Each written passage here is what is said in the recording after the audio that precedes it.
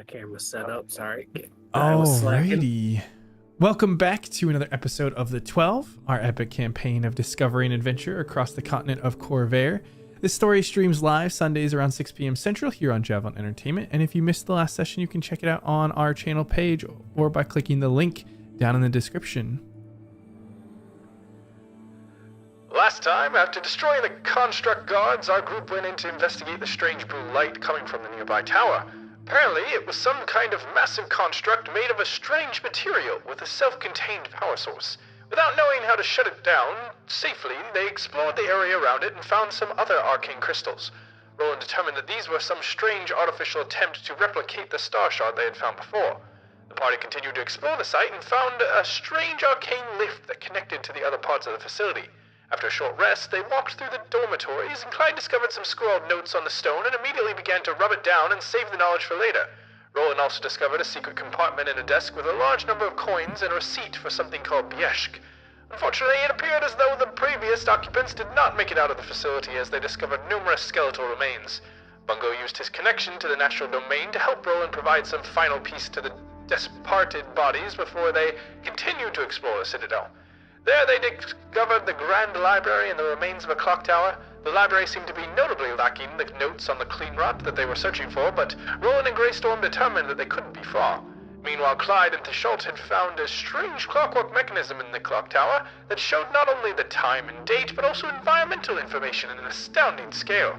The machine had somehow been repaired after its destruction and provided them information about the source location of the dead gray mists. Now, armed with as many questions as answers, they approached the top floor.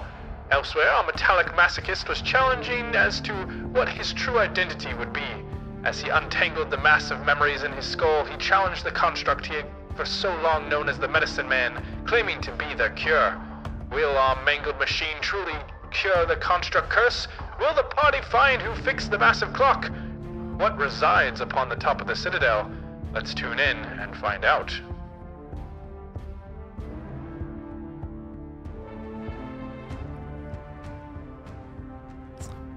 So, we return now to where we left off.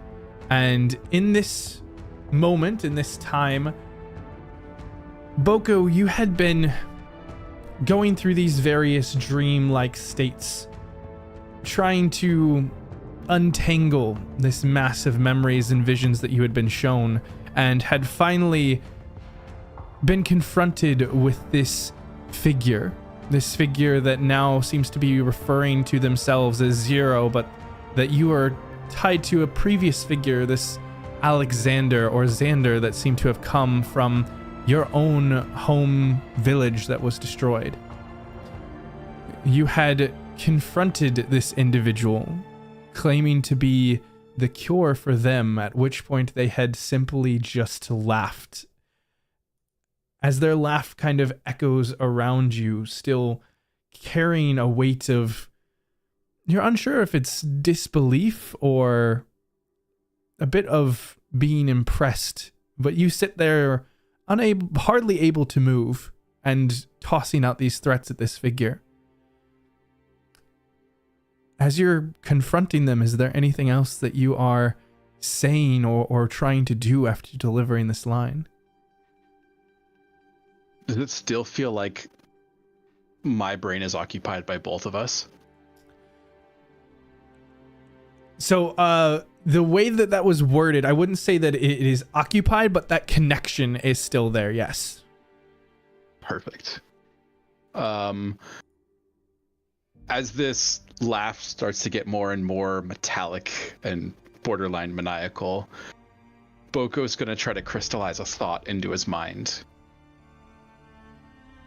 One that he's not sure if it's his or not, but he's going to call forth the image of Zobek when Zobek was speaking to Xander about the promise that was made. And Boko is going to start pushing the boundaries, the fuzzy edges of that memory that are probably more of Zero's memories than his own, in a very inquisitive manner.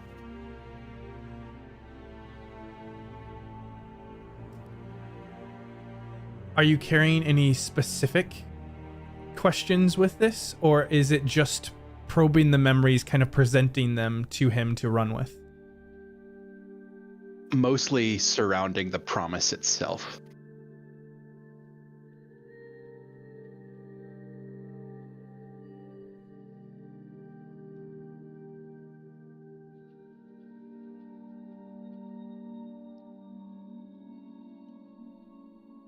As you kind of surge and rip these memories back to the forefront, kind of pressing on that promise and that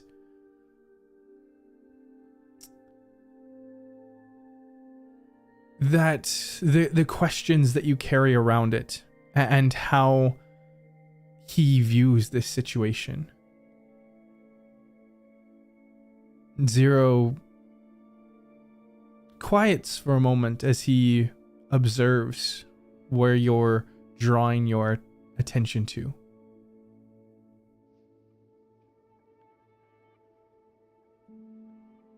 The one who helped reassemble us, Zobek.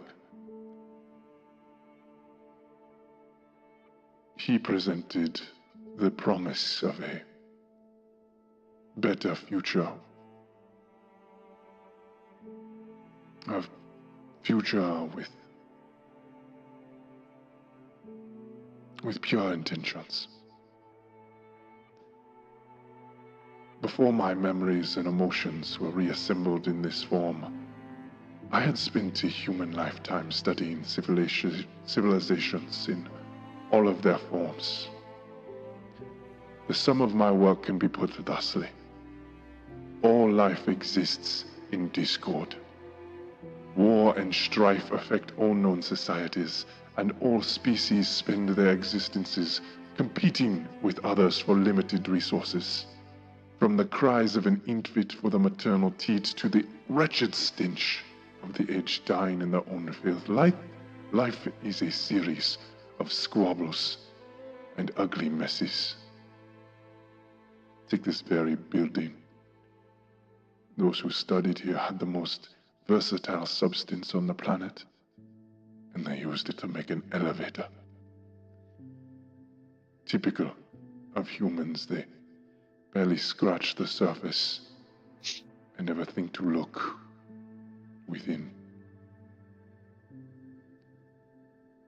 We, Kana, are the promise of something more pure, and everything I have done is in the name of purity.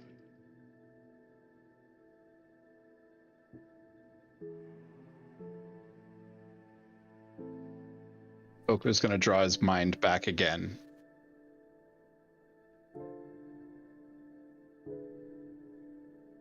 To when Xander woke up and Zobek spoke to him about how close he was to human.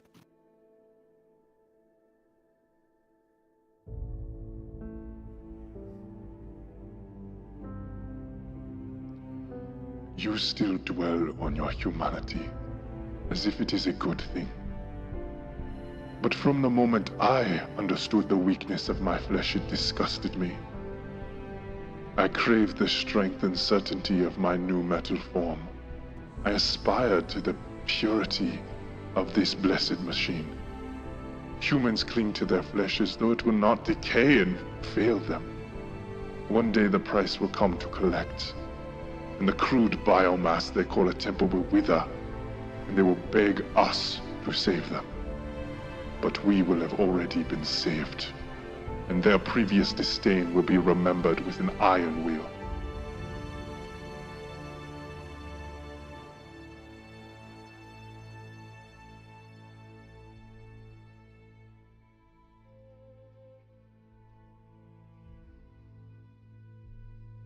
The memories that Xander shared with Boko.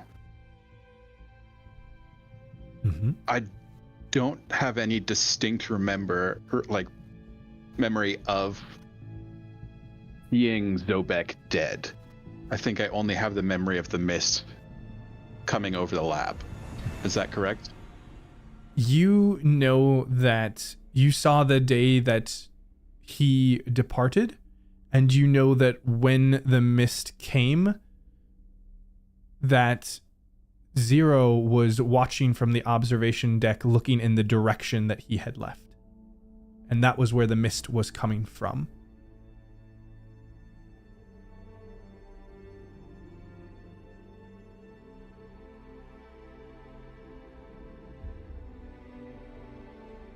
I think focusing on that moment, Boko's going to try to put himself in the driver's seat of that memory and see what kind of emotions he experiences when it's so viscerally present.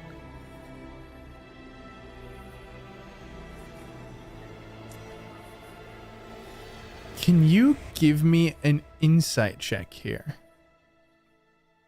Absolutely. And I'm hoping that, given our mental link, that me experiencing these emotions is also making Xander experience them.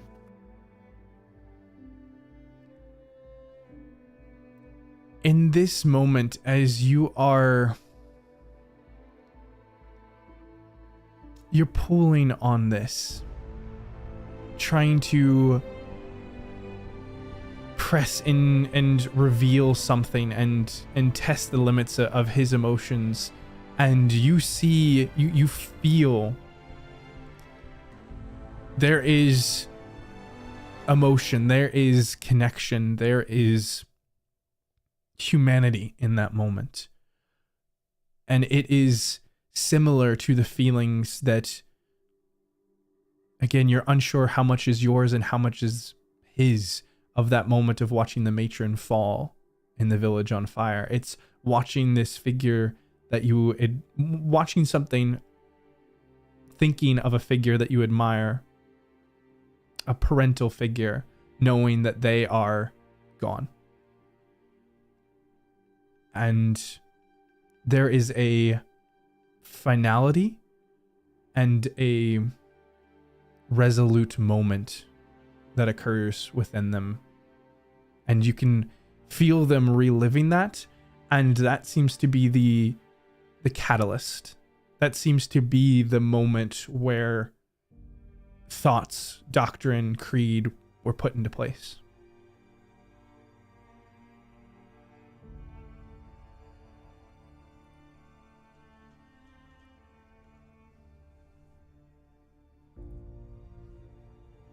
Boko is going to think of the matriarch, and his mind is going to flip to the memory of both of them in the village, where all of the husks of people lie desiccated all around them. And he's going to share a memory or share a thought with Xander. And the thought is simply,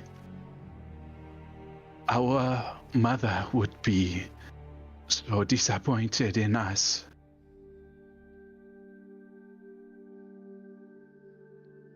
I do this for our mother, for that child left in the snow, for all those who were forsaken by others who thought they knew better how to use their resources, their lives.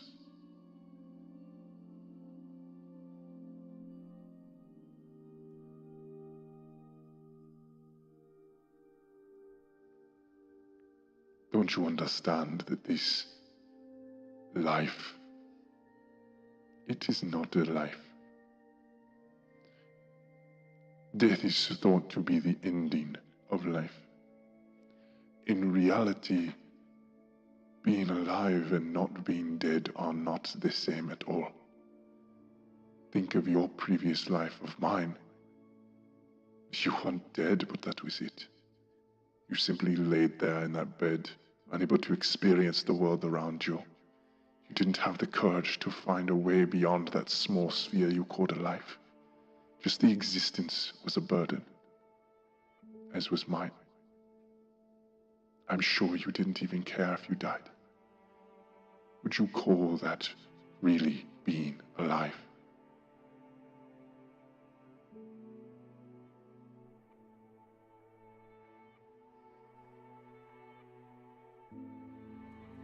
Boko is going to pull the memory of the matriarch dressing their wounds. And the cooling touch that she has on the searing pain that those wounds created. And Boko's gonna say, at that time, our entire life was in that building.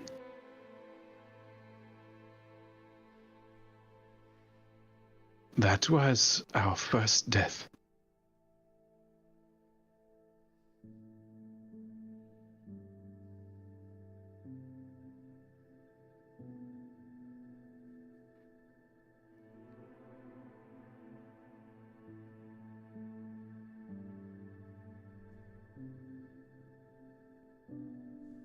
There's a long pause as you both sit and watch and observe this memory.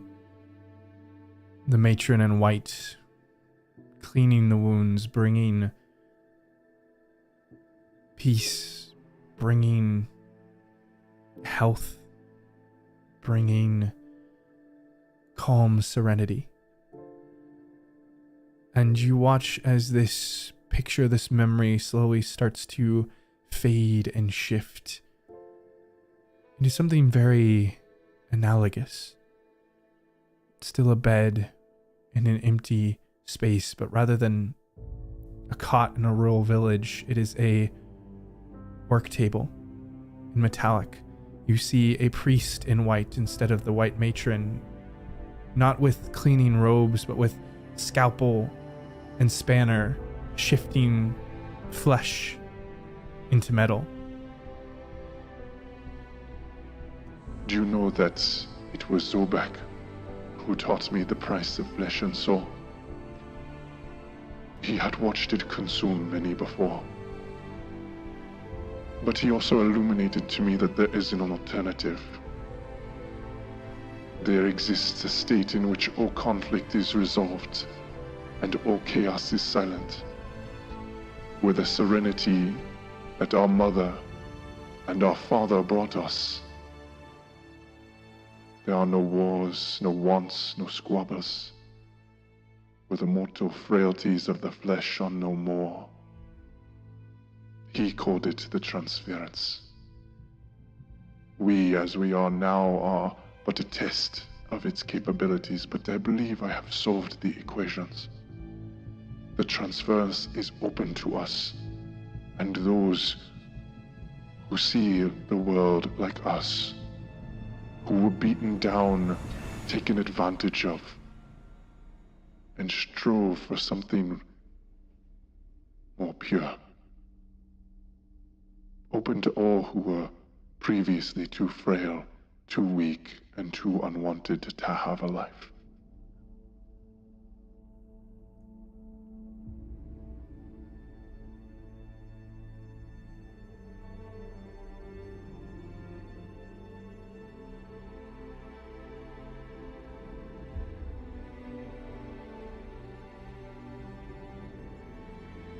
Boku's gonna recall another memory. This time, the words of the matriarch. Speaking of death specifically, and how those who find it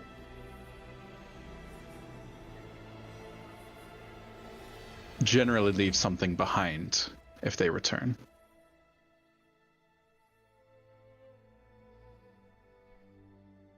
Boku will say to this figure, your struggle for perfection does not mean that you cannot die, or that you are not dead.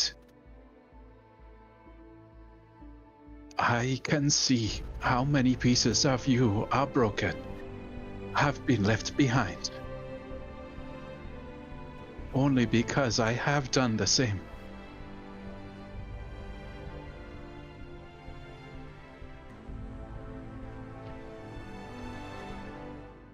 You may call this state death if you wish, but that is a misnomer. Death is thought to be an ending of life. In reality, being alive and not being dead aren't the same thing at all.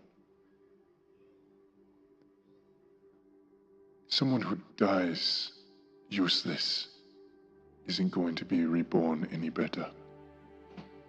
Before, when we found ourselves useless in that hospital, dying, we should not have been saved, but we were because there were those who came and helped us. This is the curse we are burdened with now. We do not live, but we exist so that others may.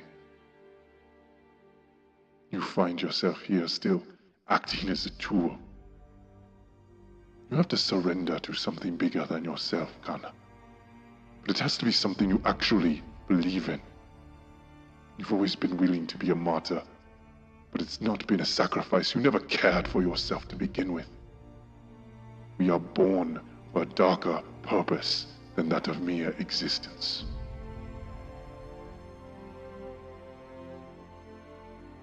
I had what I wished. Even though I hated what I had become, I helped spread healing and joy amongst that village. The village we had destroyed. And even though you say you understand the price of flesh and soul, the theory is not your reality. If you look, if you truly look, you can see in your form the price of flesh is something you will never be able to afford, in the same way the price of soul is something that I will never.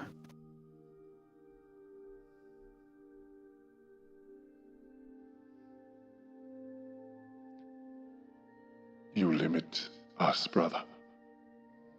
You can say what you will, but this is a pursuit of nothing less than absolute perfection. Both in body and soul. Flesh is but a machine, just as metal. Those who cannot understand this necessity are clearly flawed, but should not despair. I will ensure that they do not live to see the final stage of our work completed. I do not care if people see this as good. I do not desire to be good. I must be perfection.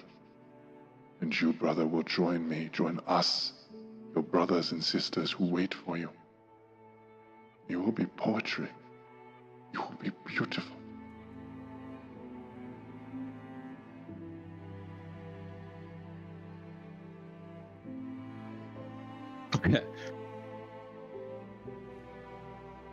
Bungo will respond to him and he'll say, "You have had 13 chances at this. Despite your constant need for perfection, you have committed perhaps the most human mistake of all times. You have created that tool which will be your downfall."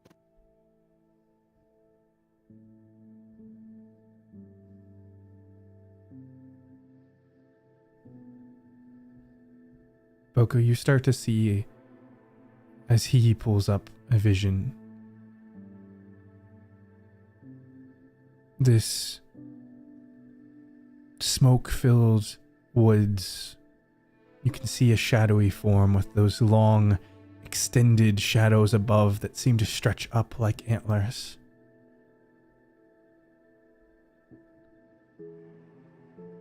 I have had 12 chances before you. And 12 successes. I look for the 13th. And as they're speaking, smaller shadows begin to appear on the left and right of them. Understand that this is an end to purity. A time when all is still and unchanging. Our universe began in purity and it will return to that blessed state. Hastening that return is the great work of the perfected beings that we have awoken. It is up to you if you join us.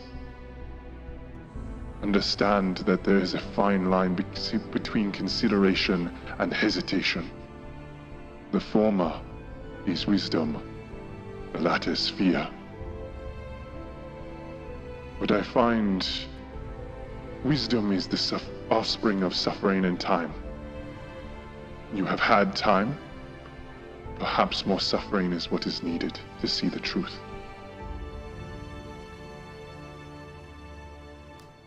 And at that, we shift back to our other group. Uh-oh. Back to more suffering? As you all have been exploring this citadel, you had previously moved out of the Grand Library and the clock tower back towards this elemental lift. As you arrive and shift to the red gemstone and the lift begins to click up higher and higher to the top floor, where there seems to be some sort of observatory.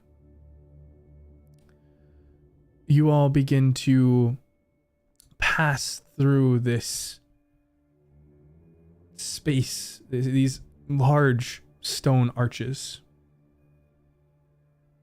And looking before you, it is this massive open space, dominated in the center by a tall mechanical contraption.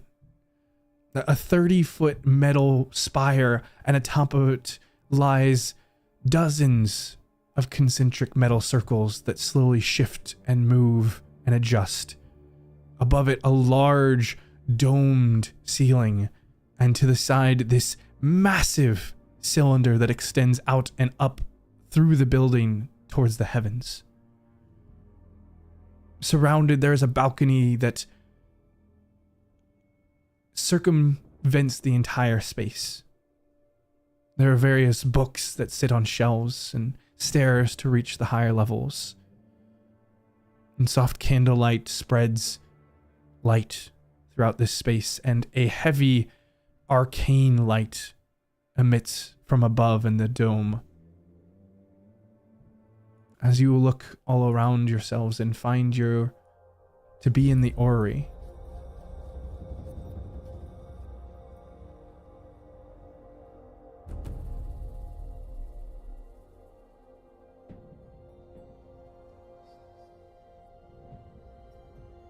I recognize that word. Where do I recognize that word from? That was mentioned in the notes that you had found.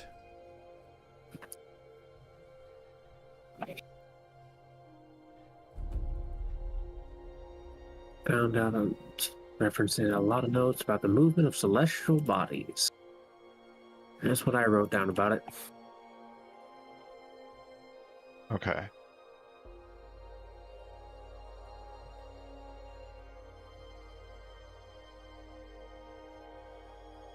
So I was gonna look at it. I could make a lot of moonshine out of this thing. And Clyde, as you look at it, you probably more than most immediately recognize on each of these metallic pieces, these metallic rings that circle above, there is a representation of each of the spheres around Eberron. Yep. Now, that's very interesting, actually.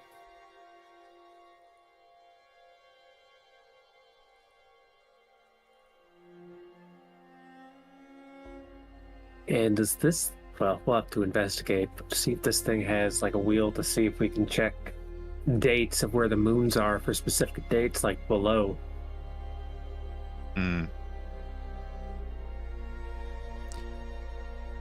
Clyde, if you'd like, go ahead and give me an investigation check. Sure.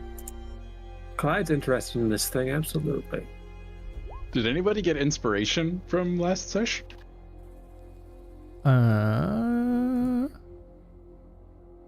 It should be. I think we had to push. Yeah, so it should be Clyde and Theschault. Okay. I think I'll save it for now. All right. But what if I vote for myself? I could tie Then it. you Does don't that know mean what that type of everyone person gets you are. inspiration? No, we all know that then everyone loses. We have to split the inspiration. Inspiration is more of a detriment anyways. We always roll worse. Well, we take the higher regardless now, so it's not necessarily a detriment, but it hasn't been helping as much as it probably should. Oh, goodness. Yeah, Clyde, as you begin to maneuver up to this, and we'll say along with the Schultz, as you have this thought of how it might be connected below, you see that there are intense clockwork mechanisms present here, and it looks like they cascade through the floor. And the Schultz remembers kind of seeing where the clockwork mechanisms had extended above from the clock below. This is probably all integrated together.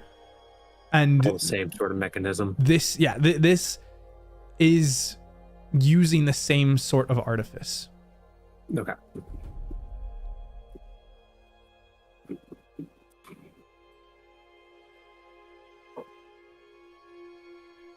Yeah, weren't we looking at the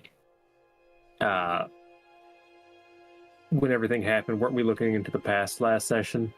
Yeah, you guys had kind of rewound it back to the day of mourning to see where the mists had emanated from.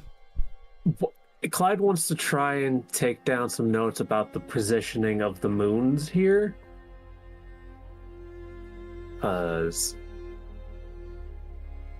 Gonna need that. Gonna want that, especially if we can then check and see.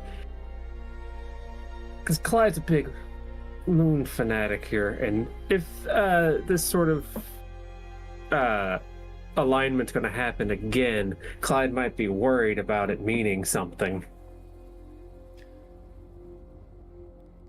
Clyde, the spheres that you see around, there are 12 different sets, and kind of maneuvering the mechanisms, they cross paths constantly, but it's very rare to even have two in alignment, much less more than that.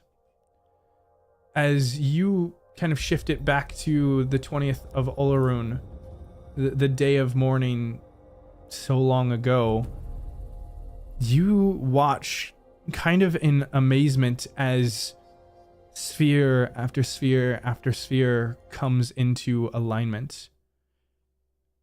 And on that day, there were 8 of the 12 spheres that were in alignment. And which ones? You can send that to me if you don't have the exact ones right now, but which ones will be important to Clyde at least? Yeah, I can pull on that and DM it to you later. But yeah, perfect. Over half of the spheres in this type of alignment takes tens of thousands, if not more, years to occur. This happened maybe 100 years ago. Actually, And would you look almost. at that? It's about to happen again in 10 months. No, exactly. Clyde is going to very next going to be asking Theschault to help work the mechanism to check the next few years with how it was doing it, because the moon cycles are a little more consistent than weather cycles. See when the next really big alignment is going to happen. Yeah, you begin to kind And of. also, Clyde's going to take a bunch of notes for other good days, for good moonshine days. Just Okay. we're going to keep that in the back pocket.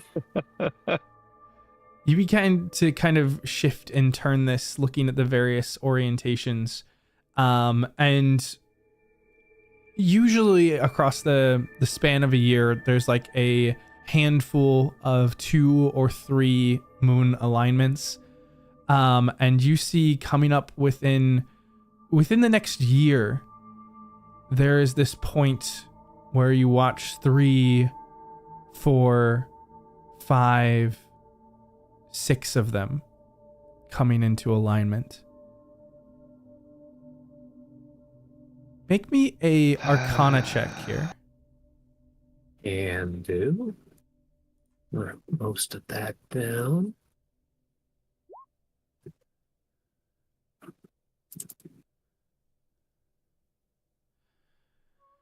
Clyde, you're Clyde not... knows it's a fancy doohickey. Yeah.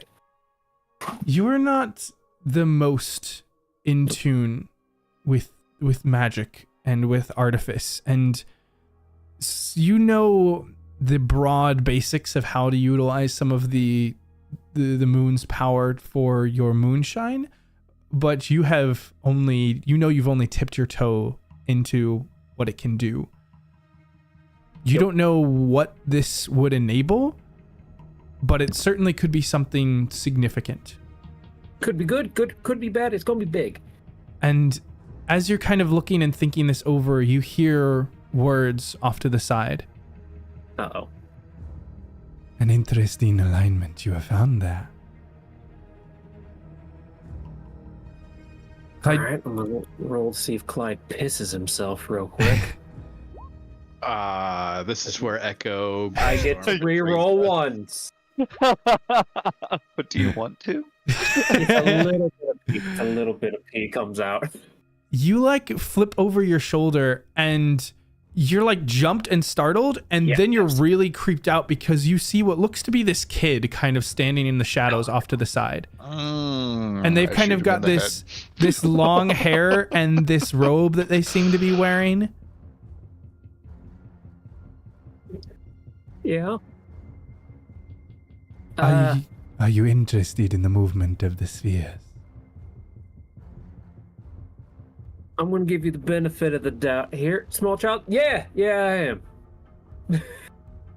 You Actually, all start to kind of shift and turn as this voice has now made themselves known, kind of walking out of the side behind one of the kind of shadowed corners in this library. There is much that these celestial bodies can tell us, and much that we can glean from them. The stars have great power. What brings you all to this place? well, misguided attempt at being good guys to do something good. And a buddy of mine got killed. Now I'm mostly just trying to head back, but this thing here, I just can't help but look at it.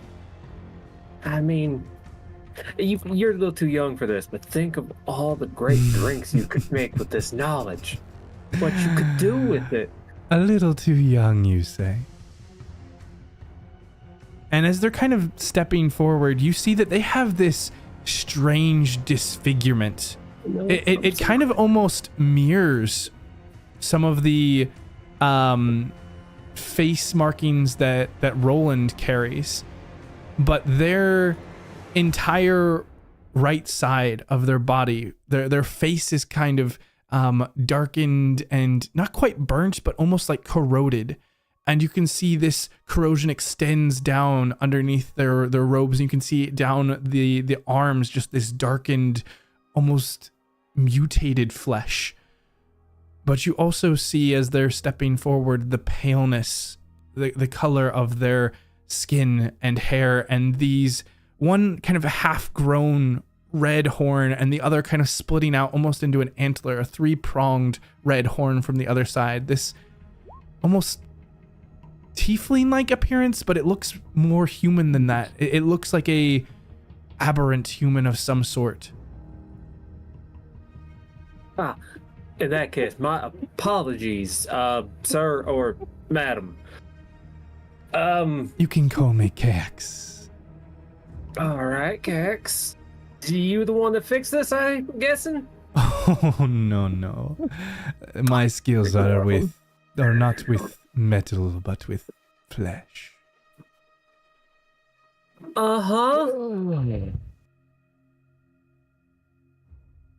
Is it just Clyde and Theschault up here? No, you two are kind of the Okay. closest in the center, but everyone is kind of on edge as they're observing all of this I occur. can gather a little bit more courage from that, because like if Clyde and Theschault are always like, Theschault, we might be running in like 2 seconds. This small child scares me. Meanwhile, while this conversation is going on, I'm finding somewhere to hide and drawing a bead on him. And Clyde is trying to keep him occupied, talk to him, try and keep him off kilter a little if we can.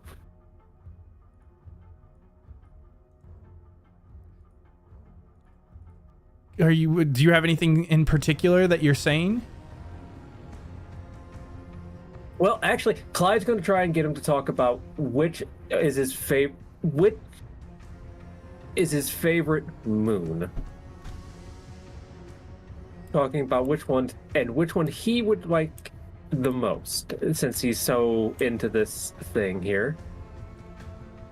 Really, I'm just trying to grab his attention so that he can have disadvantage on finding Roland. Nice. So as you're kind of calling out, kind of asking what his favorite moon is, the others of the group are kind of scattered to the edge of each side, as kind of they peel off to the edges, kind of looking for places they can hide and observe, not sure who or what this entity is. Jasira, Rhea, and Rennie kind of head off to the left side, and Greystorm, Bungo, and Roland kind of spread off towards the right. Clyde, you kind of motion up as you present this question, and this small little child kind of walks up to this mechanism and begins to turn and twist it, and you watch as one of the rings kind of turns and shifts lower and lower in the direction of you, as you see one of the outer moons kind of come towards your face. Well, of course, I am partial to my home. I believe you won't call it the Eye, but I know it as Zoriat. And Roland, it's about that time that you're kind of feeling Bungo's hand on your shoulder, and you're like, what is going on? And you turn and you see this corroded, blackened hand with long red nails, not attached to any body, but floating, just kind of resting on your shoulder.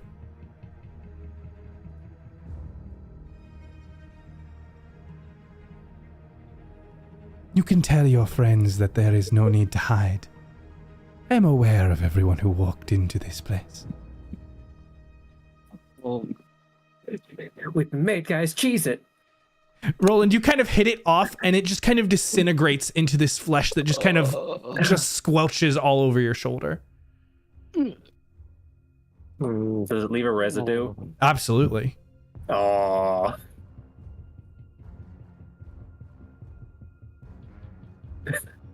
And here's where I'm regretting once again not taking prestidigitation. Don't you be casting spells here. I don't want a living prestidigitation attack cleaning us for the rest of our lives. What's gonna happen? Cleaner. Am I just gonna end up with like the cleaning scene in Sword in No. the Stone? Like It's gonna dirty you. It's gonna dirty you. Sentient prestidigitation. Yes. Wouldn't that just be Clyde? No, you don't want Clyde to prestidigitize you anymore. We can practice that, but... Clyde, as this figure is getting kind of closer and closer to you, you can see... actually, go ahead and make me a insight or perception check for me. Insight or perception, say... Hey! Yo. I don't trust no little kids. You six see that I know. a very intense spark of recognition as they notice your arm. Okay. And they move towards you kind of slowly. You don't see them stepping. They're more like drifting. Just that robe kind of moving smoothly across the ground. I see that you carry the mark of my kin. Awesome. Awesome. The little kid knows is where that what Vecna's this jerkin is? arm comes from.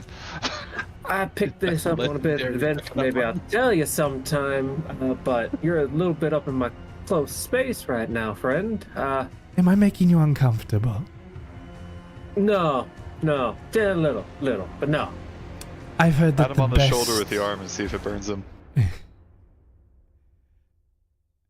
I've heard that the I will best not do way that. to introduce oneself after giving a name is a handshake. I said my name is Kix. What is yours? And the kid kind of holds out this pristine white human hand, almost like albino, but the fingers have just these long nails, and the tips of the fingers are all coated in this dark crimson color. Okay, with that insight, do I feel like he's trying to get a hold of the hand? Because my first inclination is to handshake with the hand that's not damaging, because Clyde's been practicing that for like the past 2 months, so he doesn't hurt people. So he is extending the hand that would kind of mirror that, and with the insight, you see that he has, or they have a bit of curiosity, where they seem to believe that they might garner something from this action.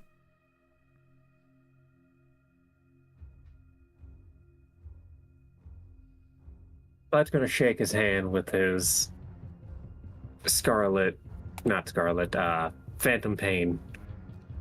You extend out your ethereal hand, and as you makes contact with KX's hand, there is like this small tingling pulse that you can feel. You haven't felt anything in this hand. The sensations have been negligible, but you feel that hand, you feel that shake, and you watch as these kind of small lines of red kind of trace up through the ethereal green, and they kind of twist and turn like spires of DNA,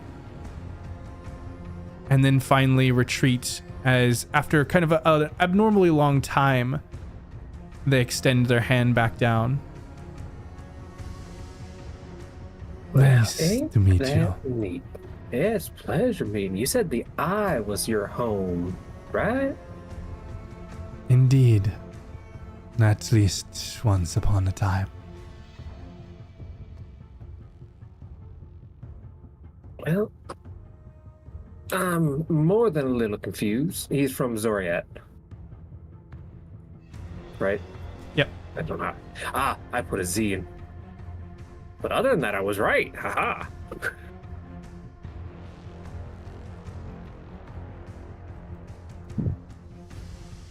Bungo, can you give me a history check at advantage? I can. Give me 2 seconds. Sure thing.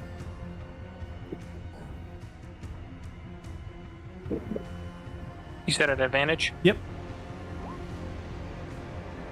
You hear this name as he's introducing himself and talking about himself, and it sparks this memory. You kind of see in this flash those stars falling, the stone shifting, those names that flew by. One of them that you distinctly remember standing out was indeed KX.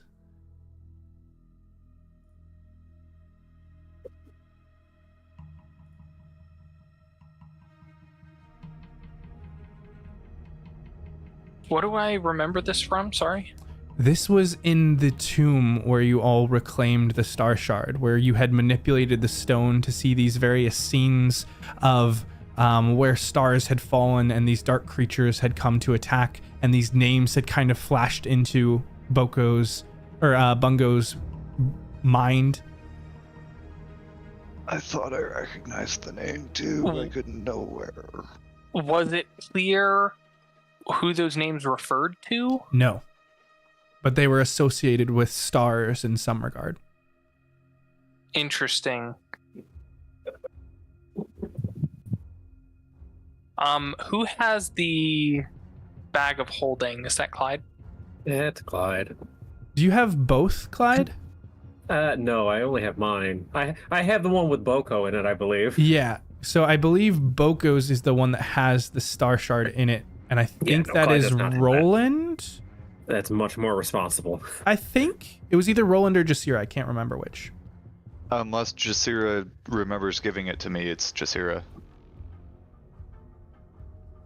Bree, Yeah. do you still have it with you? I think that's been Jasira's like comfort Charge. blanket ever since Boko died.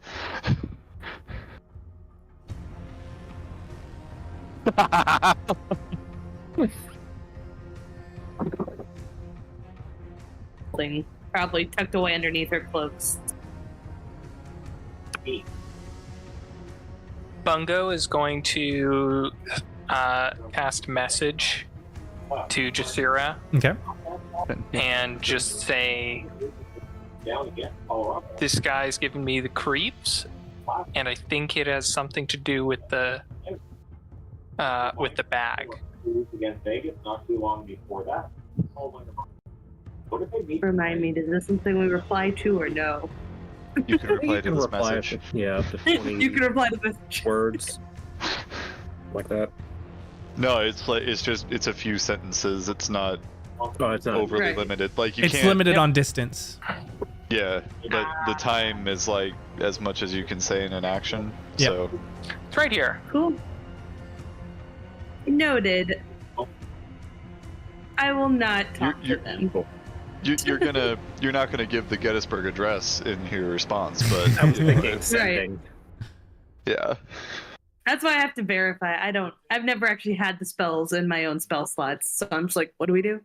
Which one's this? You should try a caster, Bree.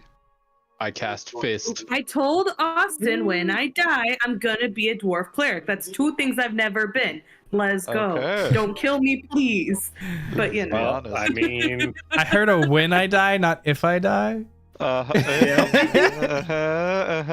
Well, I love clerics. she ain't smart. It's No. fine. We'll see what Cleric's happens. OP. I already told the DM I'm bringing a paladin if he kills me.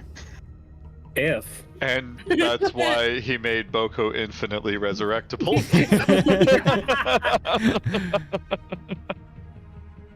It's where this whole immortality arc came from. Threat of paladin. Rennie's cousin Lenny will be joining us, and he sings instead of plays the accordion. So you have Oh, yeah. You have Heck been warned. yeah. But yes, Jasira, you get this quick message from Bungo. Is there anything that you're trying to respond here? Yeah, she'll just essentially kind of say like, cool, I will not interact. And she, I would like to think, is very introspective and very good at kind of hiding her emotions. So she will not even blink, just kind of like, nothing's different, nothing's wrong, do not interact.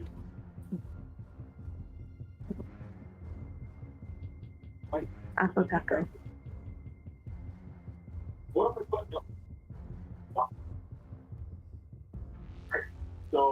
Clyde's ready for this dude to like turn into a monster and bite his face off. So Is there anything else that you're saying here, Clyde, as they're talking to you?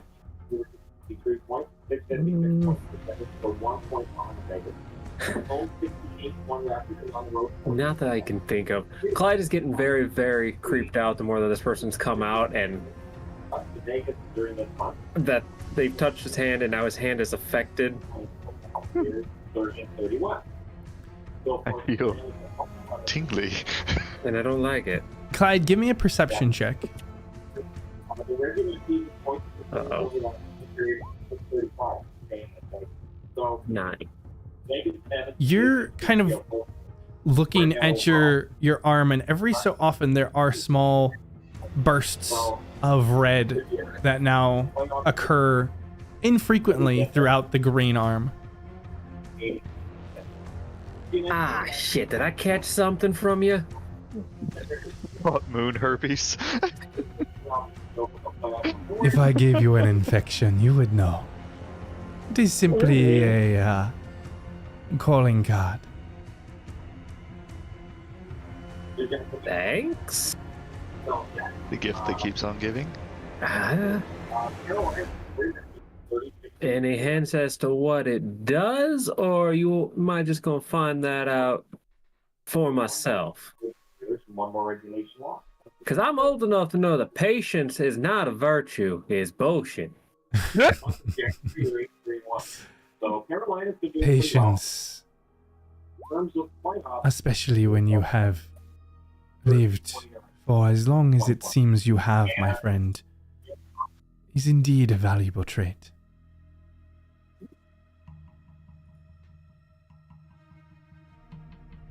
Alright, I'll touch somebody later and see what happens.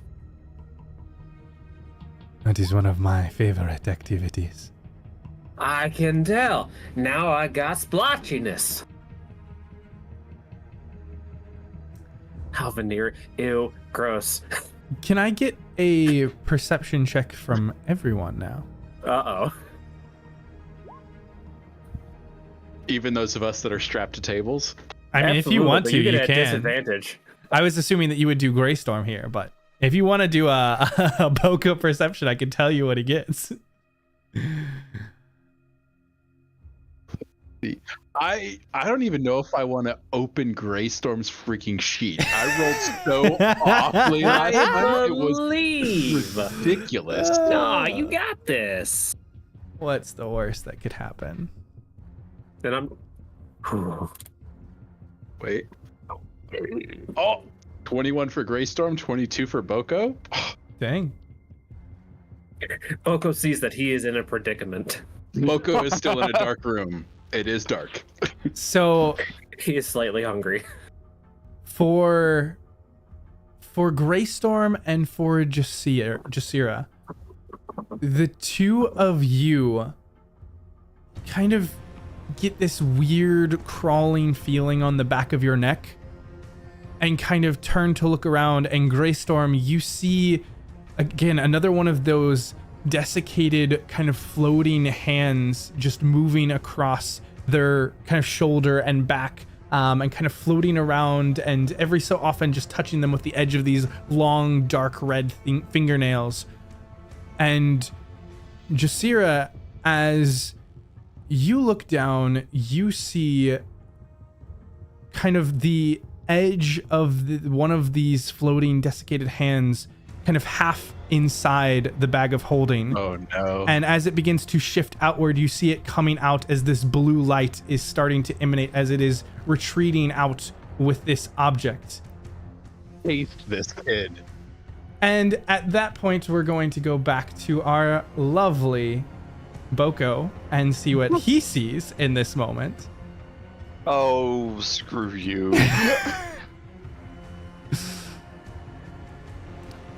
Boko.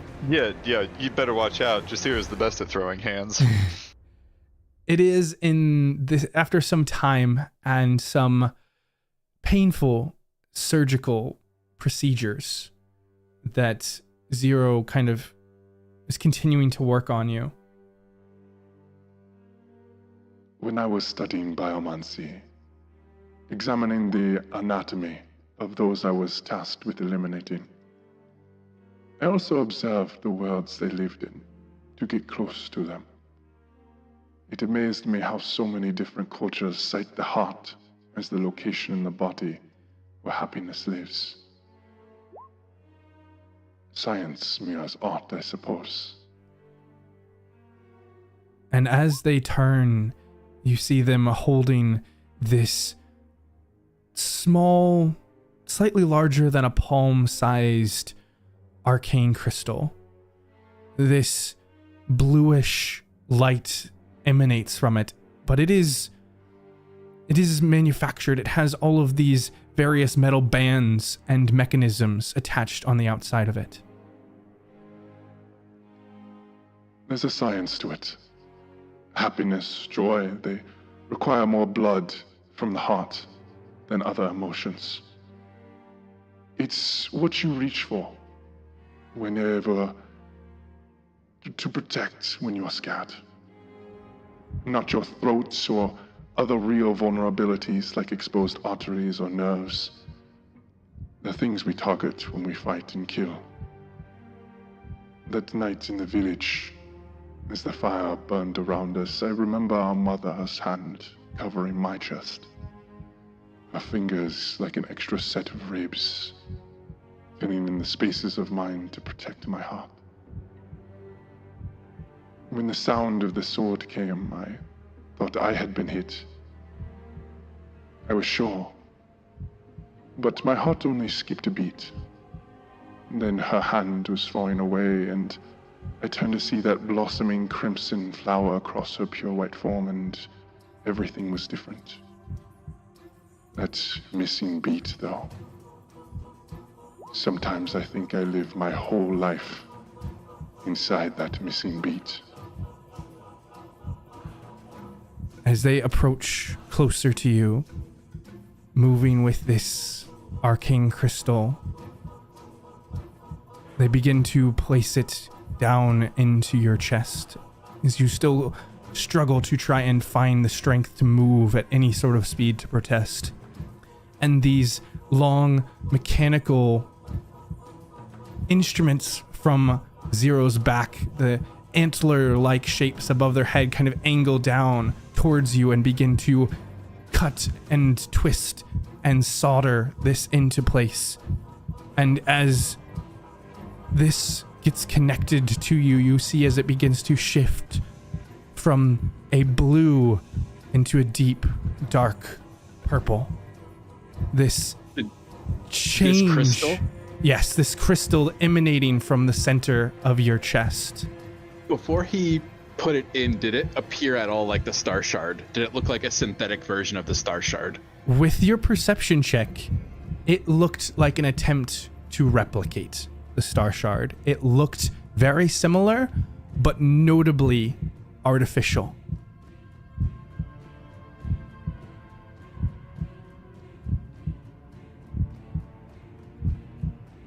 Unfortunate.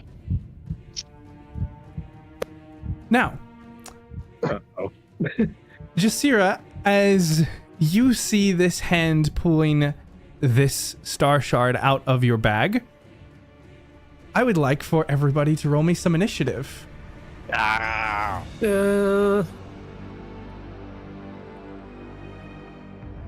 I don't like how close he is. And I don't now like how that you close have creepy said child that- is. No, thank you. No. Oh, great. Bungo? I'm going. Oko is here with you. You will roll fine. I really don't want to go first. Because I warned Jasira, could she have advantage, mayhaps? I'll say sure. Hell yeah. Hell yeah. 21. Oh yeah. Beat that hand.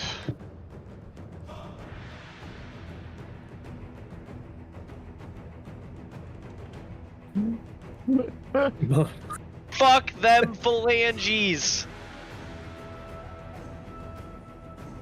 Purple is tunnels. Oh. Give him the clap. No, Clyde's already got that, apparently. No. Okay, Yep. come on. Fist The to last. fist. Hold on.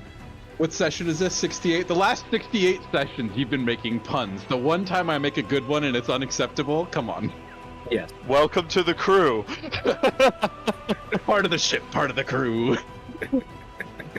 Does Also, that mean next session session's is going to be really wonderful nice? for puns. I know. Oh, good. He goes, oh, I get to go before him. That's I no swear- good. What do I want to do? I swear, if we don't get a level up in session 69, Also, we were supposed to level up in November. November? We're just not speedy boys. Who said we were leveling up in November? I just think Both we the were receipts. DM going, oh yeah, you guys should be leveling up soon. Soon is not now. yeah, but we yeah. I mean, it had been a year and a half since the last Yeah. level up, so soon is in 3 Soon. months. Yeah, exactly. Exactly. DM. Fortunate. Why are you guys trying to speedrun the game? Like, we're chilling. I mean, I'm laying on the table still. I just like being alive. Sorry, Boko. Rip. Well, buddy. Literally could not be me, by the way. You know the decisions you've made.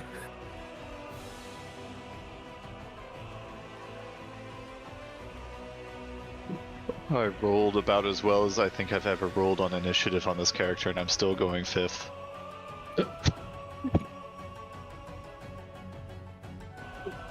Hey, at least guys who can do damage are going first. Usually I'm up there at the top of initiative, be like, alright guys, time for an accordion solo. Why am I here? I don't want to be. Yes.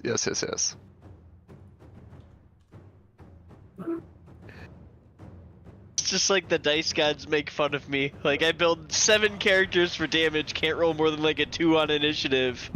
Build a character who doesn't have a single attack. I carry no weapons. I have no attack cantrips. I actually cannot do anything useful.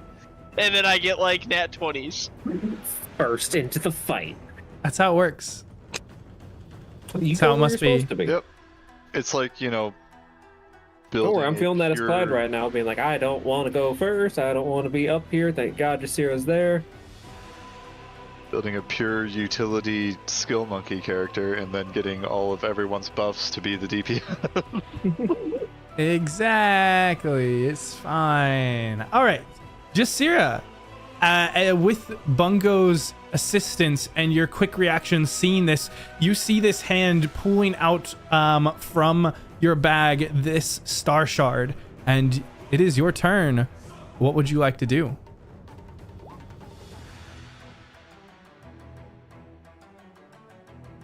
Oh, hold on. Yeah, fist the fist. Do it. Don't. Sorry, what was that? My audio was weird. We're gonna crush the fist, Okay. or as you know, David tried to put it, fist the fist, which is a little weird. So we're not gonna do that. But you know, Gotta do what Fist you the gotta do. cups. we out here, we're trying things. That is not gonna do it. Let's go again. That might do. 17 will hit. Okay. And then we'll get that one more extra cause life. 15 will hit as well. All right. All right, for 11 points of damage. As you give 2 quick strikes into this thing, you see as it's battered but not quite destroyed, and it still has a hold of this orb. Anything else, Jasira? Yeah, I've been rested. I probably should try to go for another attack. It's up to you. So I guess we will. So make one more attack. Flurry of blows. One more. Hey. Yeah, that'll definitely hit. And okay, we're getting better. Crush it, please. Crush it. Crush it. This is where we find out it has 20 HP. I mean, it doesn't do. No. Jasira, Can I go stun ahead it? and give me a strength roll here. Oh, okay. Okay. Okay. Are you sure it's not like athletics or something? 'Cause, I am I'm sure. pretty good at those. This is Bummer. strength here. Okay. Okay. Hey! Okay.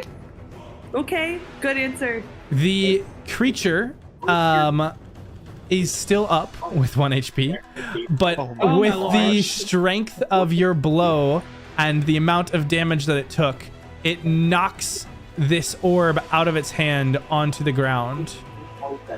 What if you just force the hand into the bag of holding? Can it release itself from it? Like I open and I don't know if I have a You're good coming with us icon. now. You are my squishy, and I shall call you squishy. You shall be mine. yeah, Jasira's immediately here we going go. for the dive after this. Ooh, Gonna. that was fun. Not that That's a big. big Reaction ass. to pick up. I was gonna say big ass orb. Yeah, we're gonna kind of eat and throw it back in the bag, and then we're gonna, you know what? Not even like put the bag away. We're gonna have one, like her offhand is just gonna like hold the bag closed once we get it back in. We're just gonna like, no. You're gonna Jackie Chan this fight. Oh yeah. Oh yeah.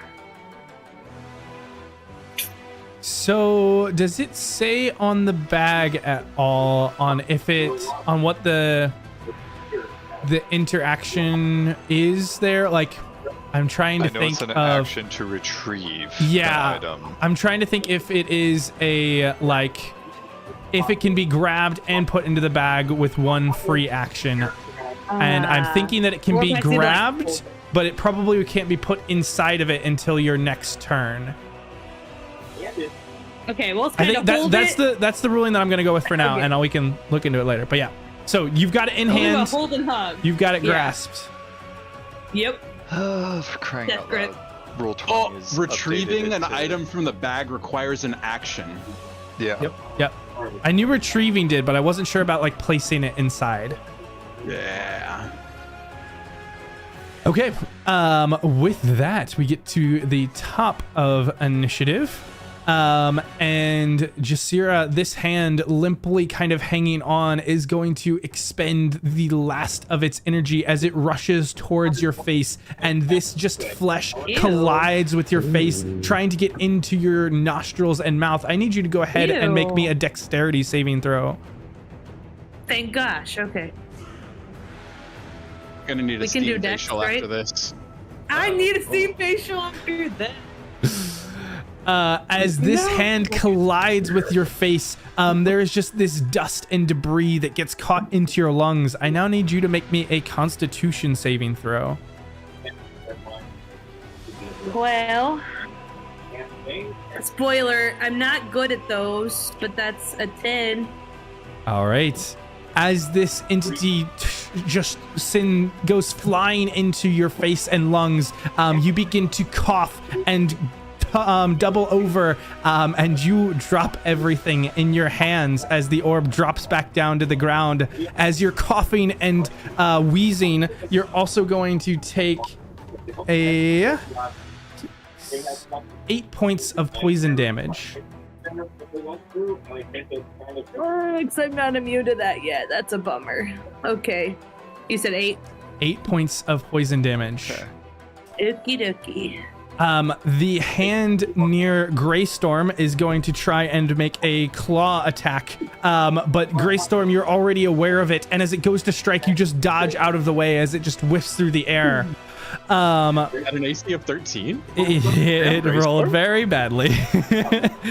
And then we have Roland, the one on top of your shoulder, suddenly from its kind of desiccated state tries to leech into your shoulder and is going to make an attack. And with another terrible roll, you're already like looking at it weird, and as soon as it starts to reanimate, you just push it away, and it is unable to connect onto you. In this moment, as these hands start to maneuver on the outside, KX is watching and observing, and you, Clyde, see him begin to go at a very quick sprint off to the left. Go next. No, he has a tiebreaker with you, unfortunately. I don't know. I tried to update the order on yours. I don't know if it came through wrong. But yeah, he has the tiebreaker, but you can make an attack of opportunity if you would like here. Rip him. Let me see. Let me just check something real quick. Also, on the bag of holding, the item description does not say, but I think you're on the right path, because the only item that does say anything is the handy haversack, which says placing it is an interact with object. Okay, cool. That was the thought I had in mind, but I forgot to check the terminology when I was building this encounter. And I was like, well, that might... They forgot to write the terminology when they were building the item, so... And maybe I did look it up and just forgot, but it's fine. That's how we'll roll with it for this, because that's how I built this. So, that's all good. I don't have a lot to just stop him as an attack of opportunity, so I'm just going to make an attack with my whip. See what happens. Okay. 11 does not hit. You try to move, you try to swing out, and there's actually these small bursts of red in your arm, and it kind of causes a bit of pain as you try to lash out, and KX just slips out from under your grasp, just moving incredibly quickly underneath this small robe here, as he shifts off to the side. And They're going to want to get. Oh, I just closed my character sheet. On top, and so they'll burn a dash to get over there. As KX rushes over right next to Jasira with a can't use their action, but kind of rushes over to try and obtain the orb. In this same moment, Clyde, you are kind of hot on his heels if there's anything else that you'd like to do. Yep, Clyde is. How far away am I? I am 65 feet. All right, I don't have to go too much. I'm going to go 5, 10, 15, 20, 25. I'm within 60 inches, and we're going to do this and just see if this works, because this will be good to know. I am going to cast Hold Person. You're within 60 inches. Within 60 inches. Got some Warhammer rules coming. Yeah, it is. Let me do that 20. All right, yep. Give me that D20. Okay, nice. That's the first barrier. So as you extend out this magic, kind of with the first thing that's going to be real dumb is he's going to take a D6 of damage. Just no save. You take these. I see what you're saying. Yes. I thought you said he as in Clyde, and I was very confused for a second. Sorry. A small child. Yes. KX takes the damage. As you kind of extend out this spell, and the magic kind of travels in this kind of greenish white light over towards KX, and you see as it tries to latch on, but it does not appear to have the right incantation and orientation, and you know this means that the entity is not humanoid. Yep. Good to know. Good to know. I ain't human, so that ain't gonna fucking work. I was hoping humanoid be generic enough. You know, whole 2 legs, 2 arms thing. And I'll say, Clyde, visually, this appears to be a humanoid. And so just by the nature of this not working, you know there is something else going on. It is not just the nature of this not working that Clyde knows there's something else going on. The fact that, hang on, let me get the exact reading. His face looks like it looks like his face was on fire and someone tried to put it out with a pitchfork. But on my turn, from now on we're going to be doing attacks, but that's what I got on my turn because I only have 1 bardic inspiration left. And I'd like to save it for a bigger moment. Oh, and I also forgot to roll for Theschault, so let me do that real fast. Yeah, punch. Ooh, grab him. Wouldn't that be nice?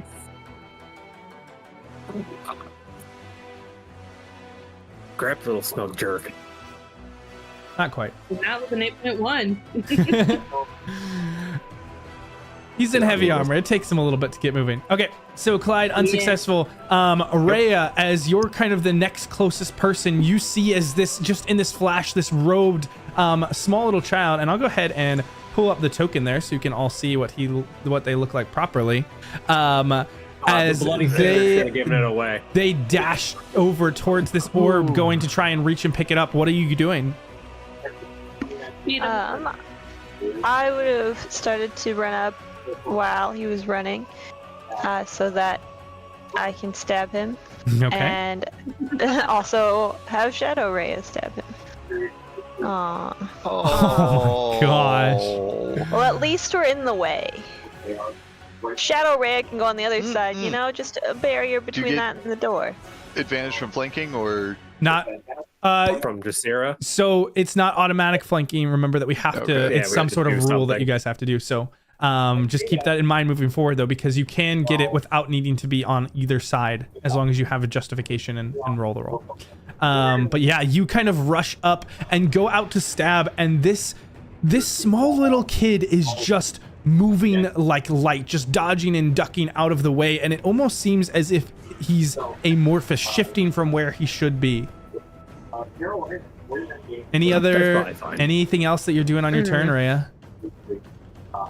Oh no, whatever he is, I have in my arm. No, but I respect it, but it's no, don't like it. And actions, though.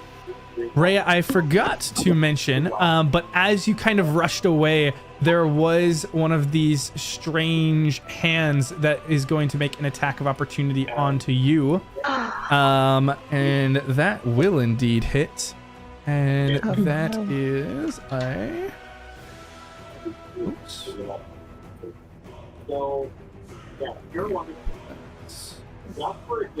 14 points of piercing or slashing damage for this one.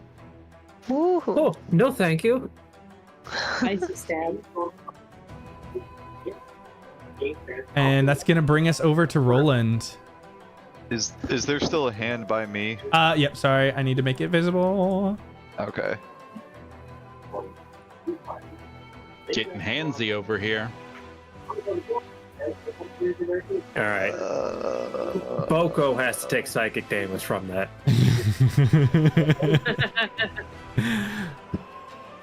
Boko's The brain hasn't been 1d4 installed pun yet. Damage. Oh, sweet, I'm getting a brain upgrade? Ow, it hurts. Ow. Okay. I'm going to just step away from the hand. Okay. Since I'm sharing a brain with Xander right now, I'm going to argue that he has to take that psychic damage too. Okay. Oh, all right, big strats, guys. Boko canonically cannot die, so this is how we kill Xander. All right, let loose all of the puns. I don't know. I don't know if Boko is ready for that level of punishment.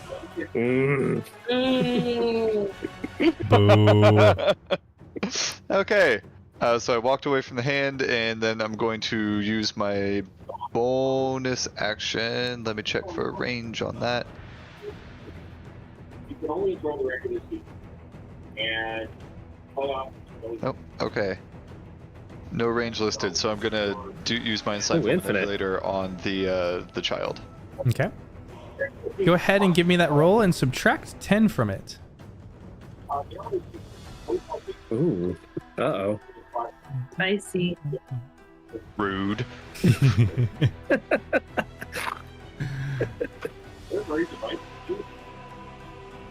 18. 18. You learn one of the creature's ability scores. Your choice. Let's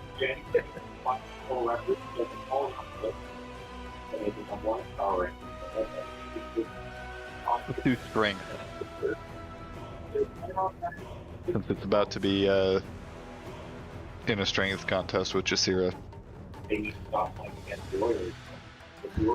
Roland, as you're looking at this entity, there is something strange and very hard to determine on its form, where it seems to kind of have this shifting nature to it, and it's difficult to get an exact reading on this entity, and it feels like from its structure that you're kind of sensing that this strength is around kind of a 15, 16, 14. It's kind of blurring that and hard to get an exact reading on where it's at.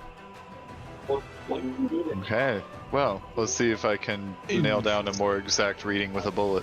Okay.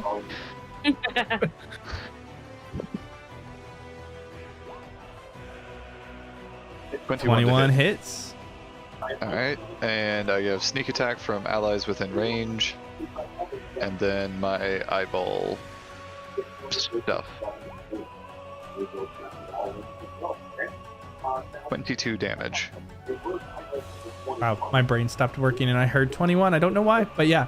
As you fire off towards this entity, the bullet kind of hits into the side of the robe and disappears. It doesn't seem to slow them down much, but you make contact. Anything else? That was action, movement, bonus action. I'm good. All right.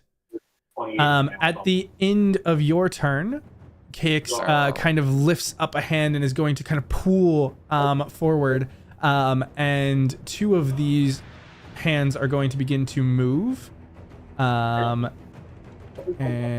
one is going to shift up behind Roland, and the other is going to shift over by Rhea has a legendary reaction, and that will bring us to Rennie's turn. Alright, it is time for me to offer my help to those who need it in the form of That's song. all of us. Ah.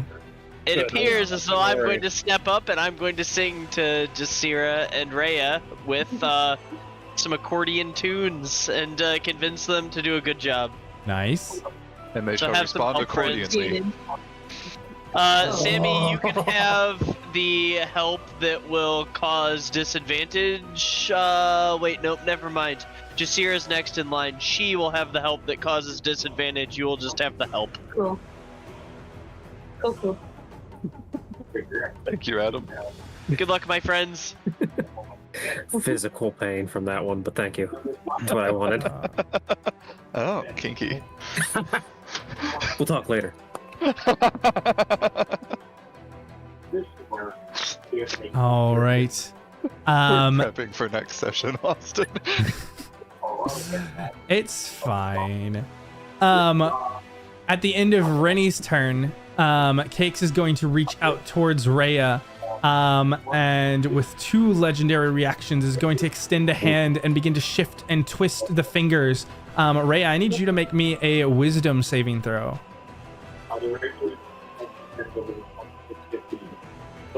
Not one of Rhea's strong suits.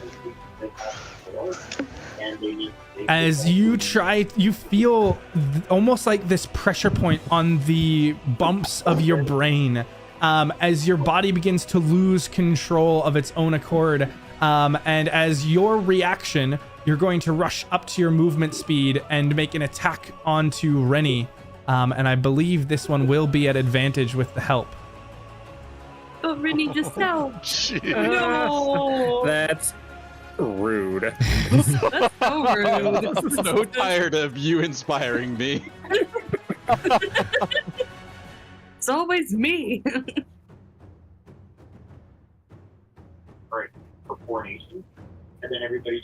Oh! Roll it one more time. We'll see if we Check get a for the crit. crit. Come on.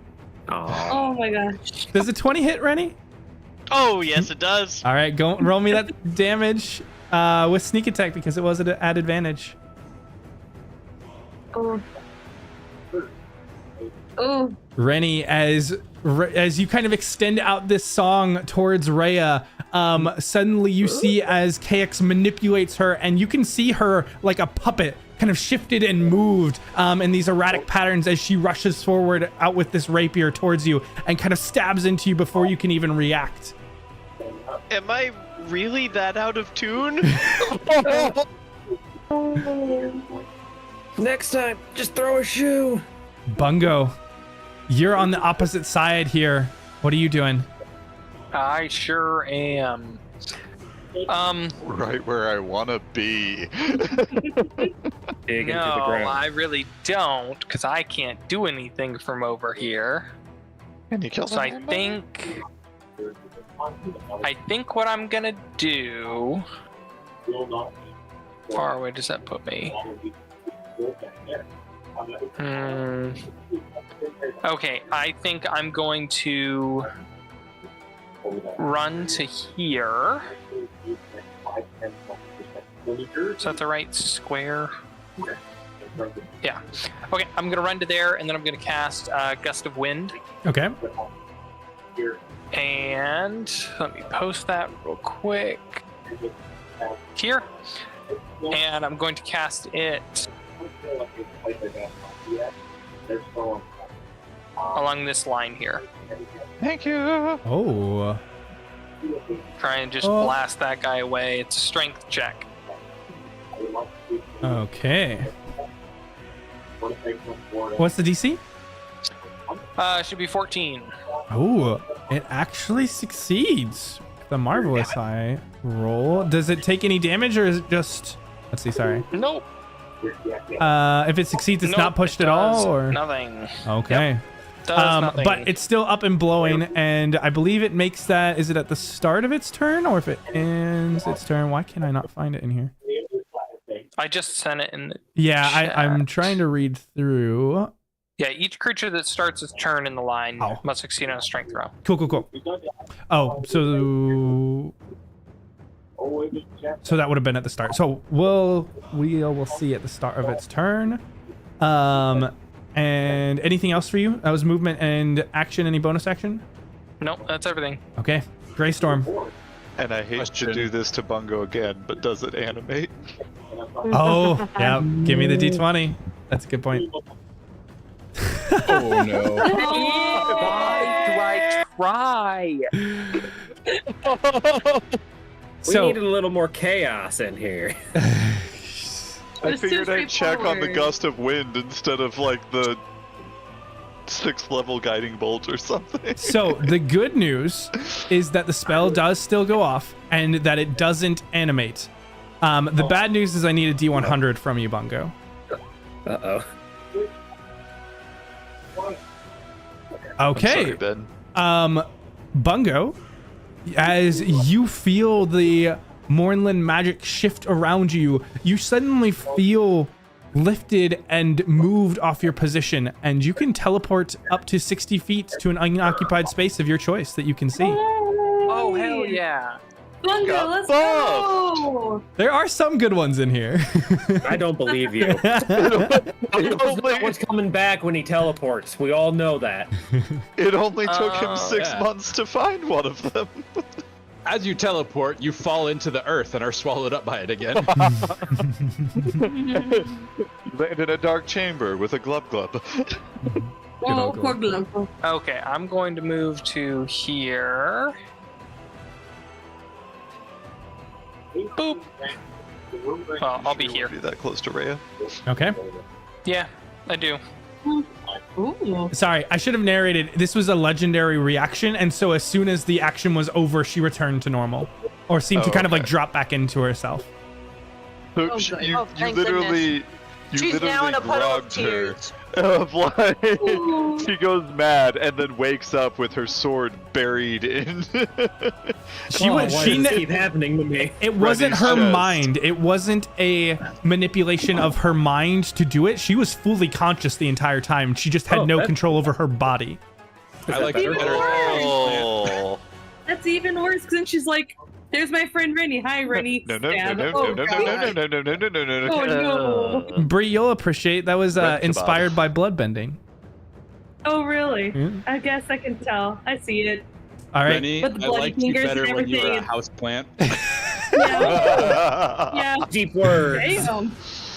Okay, that brings us to Greystorm's turn. Question for the static link. It says I can do it to anybody within 30 feet, Correct. but it doesn't say anything about it breaking. If I move It out of that range, does it should- break? Yes, it should say that. I thought it did somewhere, but yeah, it should say whenever they move 30 feet away that it breaks. Okay. We'll have to figure this one out. Also, so there, I have some director's notes after last session. Let me check here. Yeah, it says do better. Oh, I didn't. All right, I guess so. Greystorm is going to cast a spell, oh, fuck. and under the Damn it, this guy intention can't of take direction. doing better, we're gonna cast Thunderstep. Try to get the hell out of here. So Okay. let's see here. Give me that D20. You're gonna Okay. clap that hand. Okay, the spell goes off. All right. So we are going to Already showing your student how it's done. Bamp. Let me see, because I want to stay within range of Roland here. Perfect. It's perfect. So I'll detonate as I go off from nearby this hand creature. And then as What's the damage? it is... Oh, it didn't roll anything. 3d10. It is 3d10. We'll roll that. Roll high. Not bad. 17, not bad at all. Okay. And then when we had made advantage rules, was it an action or a bonus action, or was it more of a narrative on It's the flanking? narrative. It's completely narrative, but it does require a roll. So no action required, but does require a roll. Needs a reason why it's doing it. Yeah. Then I'm gonna use a bonus action to start a link of alacrity with Roland. Okay. At maximum range here. For 4 turns. Nice. And then as that energy crackles off of Greystorm's hands towards Roland, he's going to pull it into an arrow and aim it straight at this massive machine that he's standing now at the base of. And he's going to say, Gex, do not make me destroy this. Ooh. And he's going to try to give Jasira advantage on her attacks. Nice. Distract that motherfucker. Go ahead and give me a... Great charisma, maybe? I think this is Jasira's actually already got a going to help be an if insight check. That matters. Ooh, an insight check. Yeah, probably to see if he even cares. Ooh, Yeah. I've seen better. You kind of call out and point at the thing, and there is almost like this sound of like a cat coughing up a hairball that eventually you determine is laughter coming from KX, and just, we have already ascertained the needed information from that. Destroy it if you will. Unfortunate. Pop up Roland, that hair. shoot this motherfucker.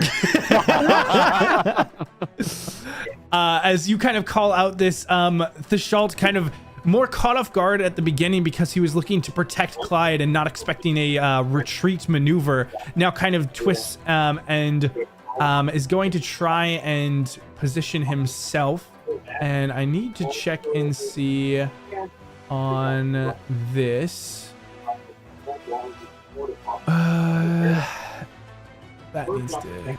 Okay. Gosh, he doesn't have much to get over there in time.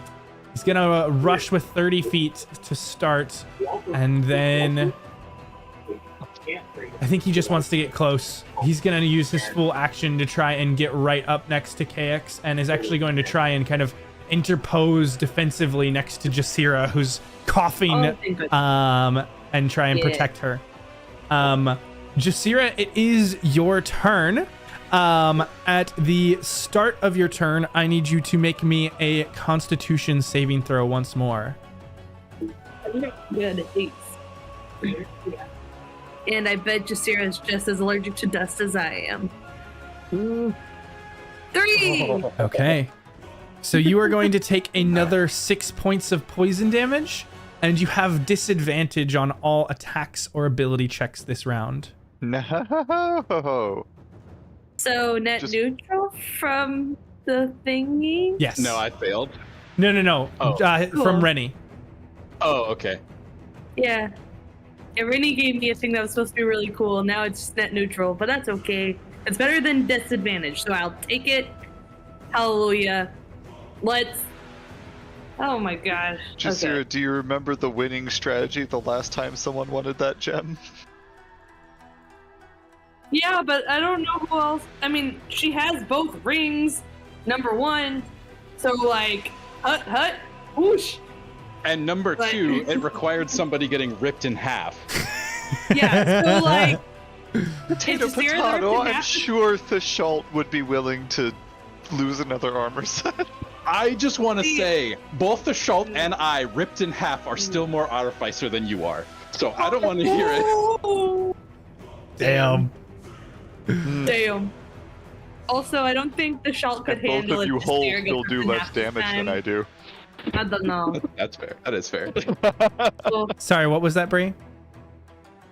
I just don't think the Theschault would be too thrilled for Jasira to get ripped in half on behalf of stealing the gem from her, and then, you know. You're the one that runs. You're a fast motherfucker. I don't want the Theschault to get split in half either.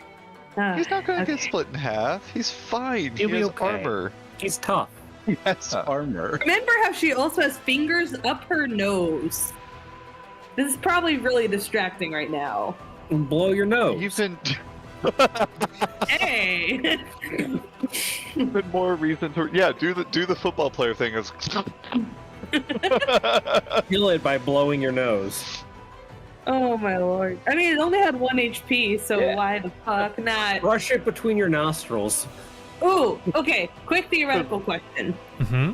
Could, I mean, it may not matter, but like, if she takes this hand out of her nose, could she maybe throw it at something and let it count as the missile? But maybe that doesn't matter. The hand is gone. It disintegrated, and the dust kind of flew into your mouth, which is what you're kind of coughing on. There's no physical, tangible object anymore. Oh, sorry, I should remove it from the map.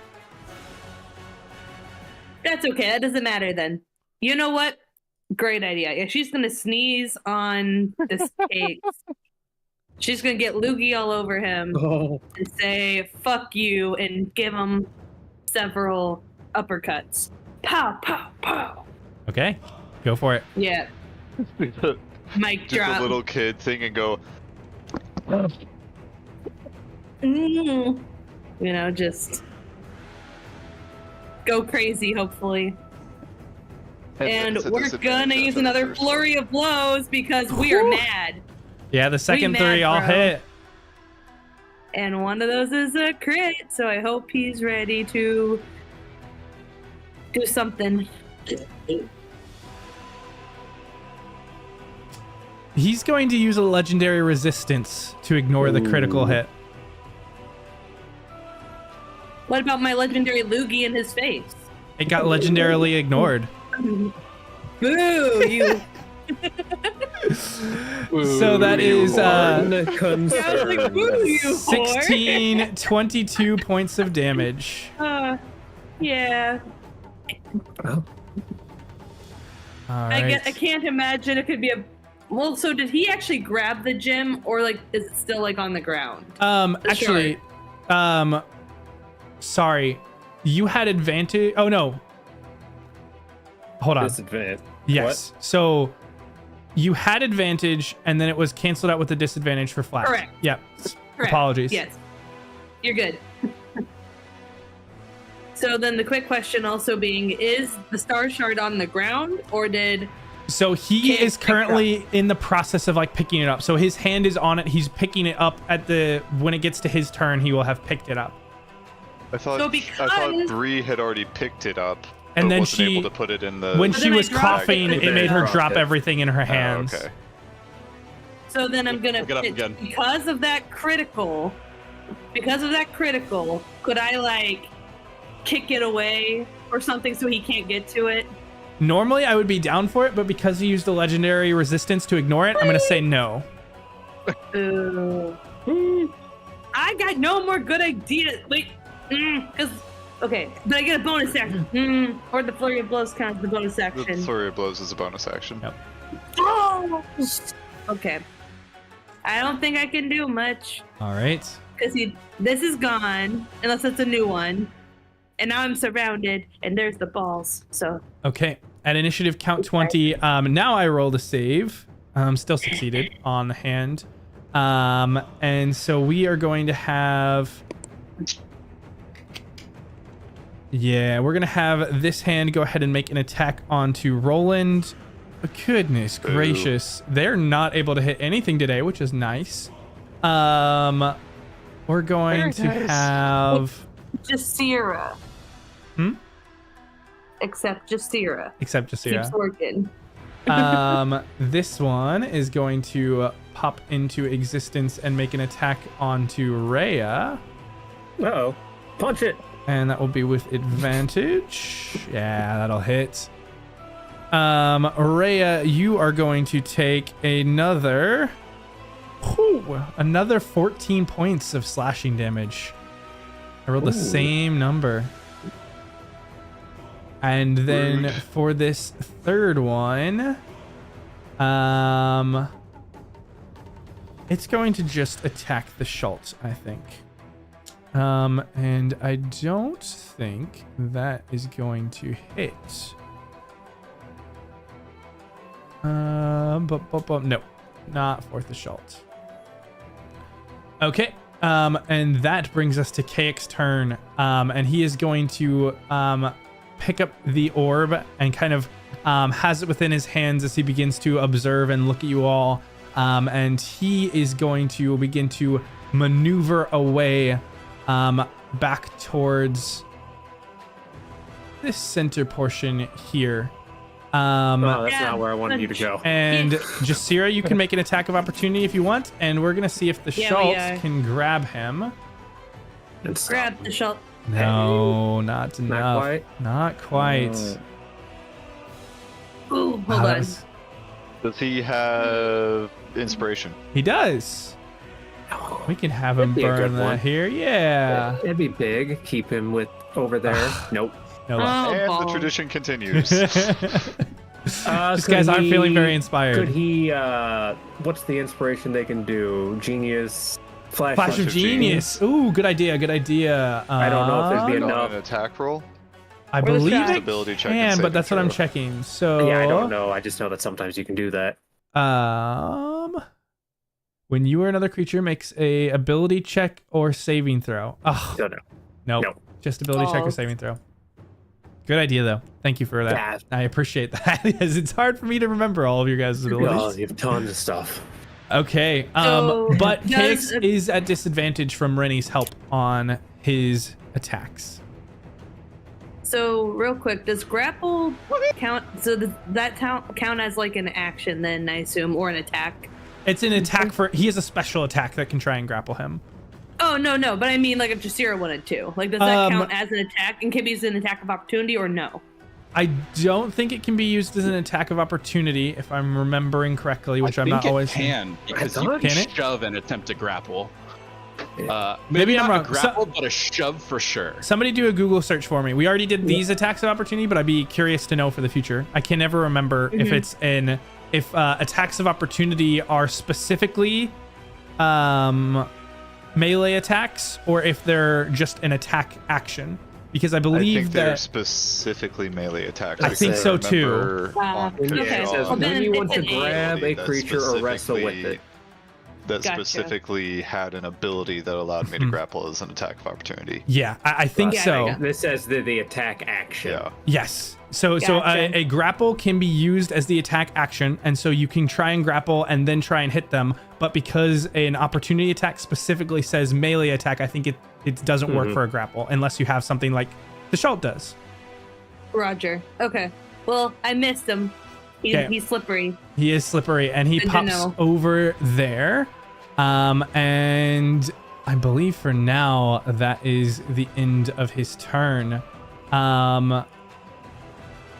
And Clyde, it is your turn. Yep. All right. That ruling is correct. We looked it up. It's both for shove and for grapple. It's the attack action. 20. Yep. And then Clyde is going to hit this motherfucker with a 3rd level guiding bolt. Give me that D20. Yep. Does it have semantic components? Does he take the bonus? He does. And I'm going to use my... whatchamacallit? My inspiration. I don't care if I'll die later.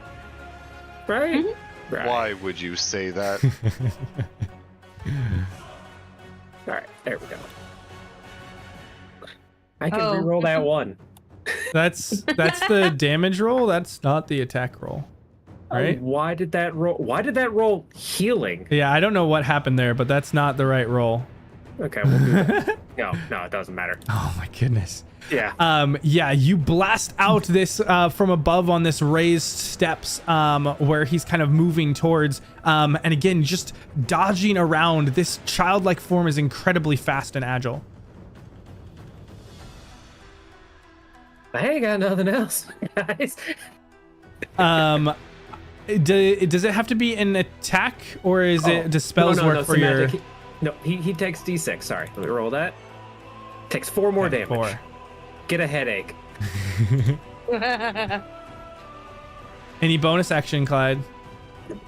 No, because I still want to keep my bardic inspiration for now. All right, Rhea, it's over to you. One of these hands is floating nearby that just carved into you. Yeah, I would like to retaliate because that hurt. Go for it. 17 definitely hits. 7 points. And I just forgot already what I posted in the mechanics on the movement. Okay, so shadow image is stationary, so it cannot move, but you can resummon them as often as you want with a bonus action. So Yeah. I believe as part of the bonus action, yeah, so it's bonus action to resummon, and then when you attack, they mimic you.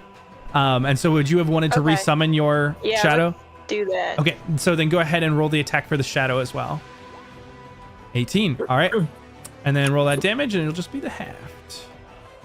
So 11, so 6 more on top of that. Nice, nice, nice. Okay. Yeah, we're roughly even now. And that brings us to Roland. Roland, you feel that link up from Greystorm as you see it kind of at the max range emanating between the two of you. What are you doing? I'm gonna step away from the hand again. Don't step away. No.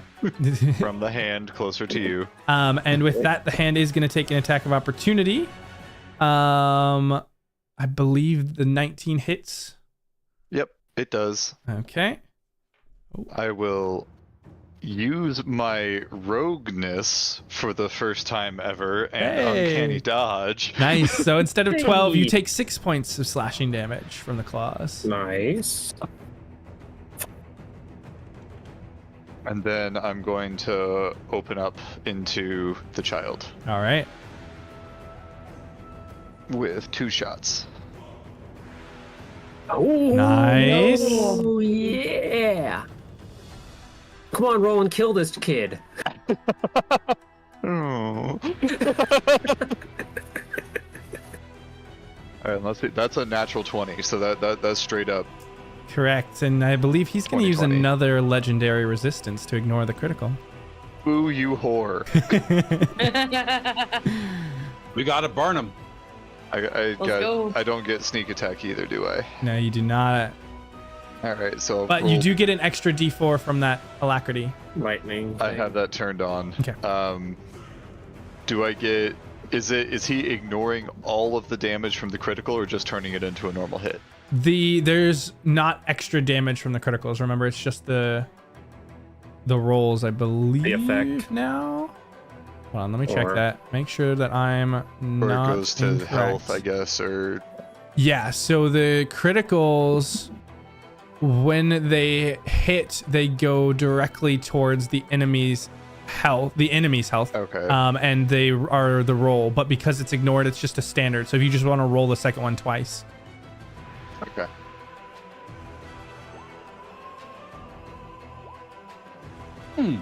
Nice. Ooh, That'll do, pig. Nice. That'll do. it's like you have a gun or something. 32 points of damage.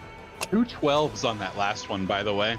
Yeah. 4 T2, not 32. 4 T2. Oh, you're right. Thank you, thank you, thank you.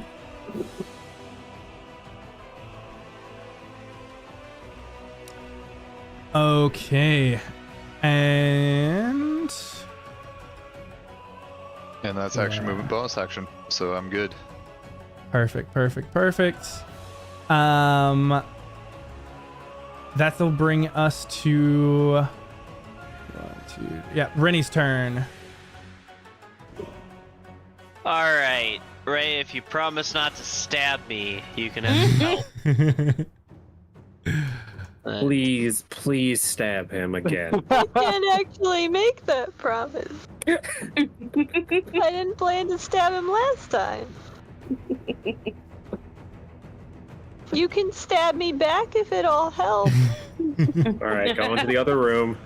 I am also going to provide a You ran bardic away from me. inspiration for Roland, Okay. if that would help you. And it's normal help, Toraya? Yes, normal help and then bardic inspiration. Oh, that's not Excellent. what I want. That's what I want. Okay. Over to Bungo as Rennie is still kind of calling out these musical chords. Steps beside you, Bungo. You see Rhea hampered by one of these claws and KX out in front of you. What are you doing? I am going to move to here. And then I'm going to cast Maximilian's Earthen Grasp on KX. All right. Here comes the gold. So that is a strength saving throw. What's the DC? 14. I believe that is exactly. Let's see. He's got a.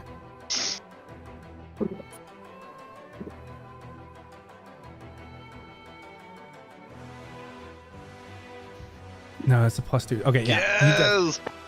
It goes got through. one through. So you push through the magic as this fist goes to wrap around, but this entity is kind of fighting it off as he holds the fist at bay for now. Also, the gust of wind, I think it's gonna drop. Yes, it comes correct. from me, so Thank you. it would drop. Well, it's the Cool. concentration part, I believe. They're both concentration. Yeah, The that's effect is also true. instantaneous, so it comes from you, but then it stays there even if you move. But yeah, the new spell overrides it. Okay, yeah, it goes away all the same. Okay. And then you have the hand up. Greystorm. Actually, Bungo, at the end of your turn, Oh no. we'll do a skeleton hand. That'll work. Skeleton hand. Not be a skeleton hand.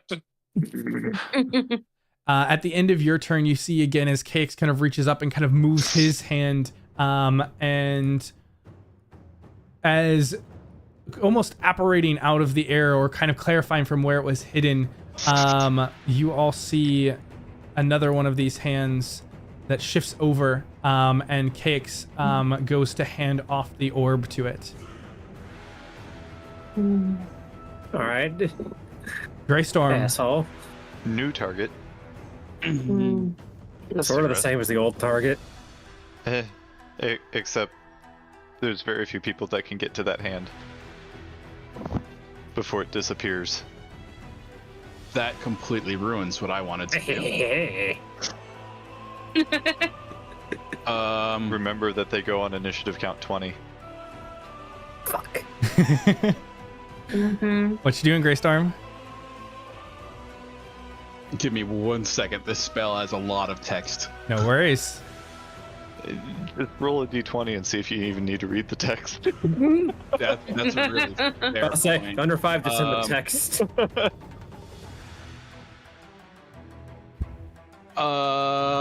We are gonna cast a spell. We're gonna move over here, keeping that link with Roland. And then Greystorm is going to reach out with both hands and is going to try to cast telekinesis. Ideally on the Starshard, but if he can't directly target that, he'll target the creature that's holding it. Let's see. Whoa. All right. That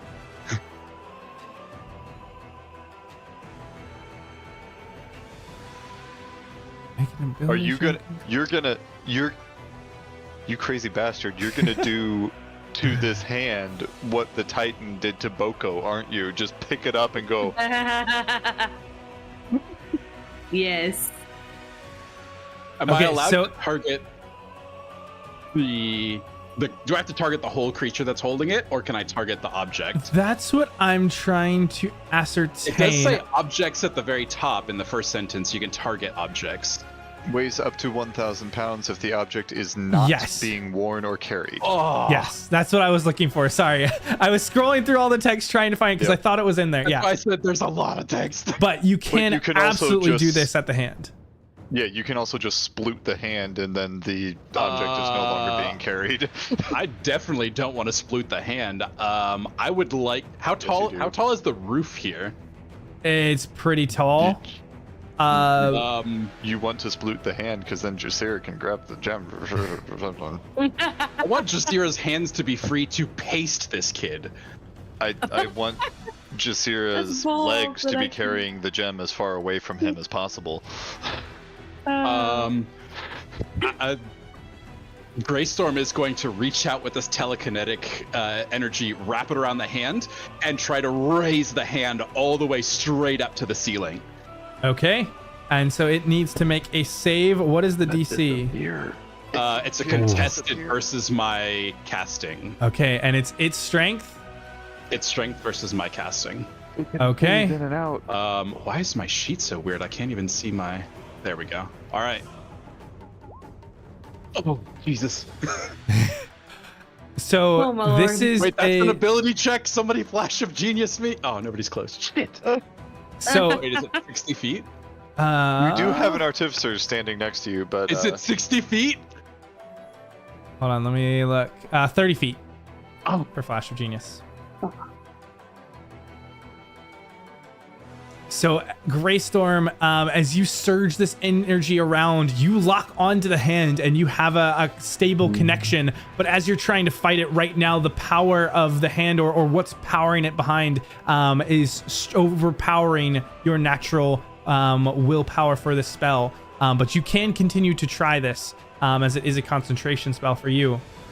Anything else? can we get another skeletal hand out for telekinesis? Nah, I got that one.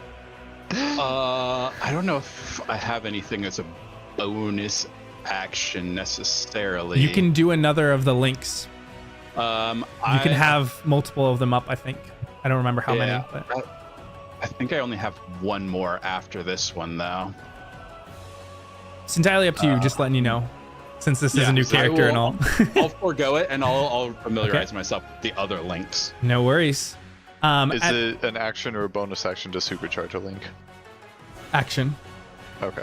Yeah, and Greystorm gets a level of exhaustion if and ends the link if he does the improved. The supercharge. Oh, yeah. okay. You've never rolled above a 1, so you know. Yeah. At the end of Greystorm's turn, KX kind of sends another maneuver with his hand, and this hand maneuvers away, floating with the gemstone. And that's going to bring us to Theschault. Theschault sees a hand here and Jasira, but he's more worried about what else is going on. He's going to try another grab to lock this guy down. Okay. Oh my gosh. Okay. Oh my goodness. As the shot rushes forward, kind of trips and stumbles onto the ground. As he kind of tries to roll and kind of twist over, he tosses out the arm and kind of extends it over to KX and grabs onto him by the foot and has him for now grappled.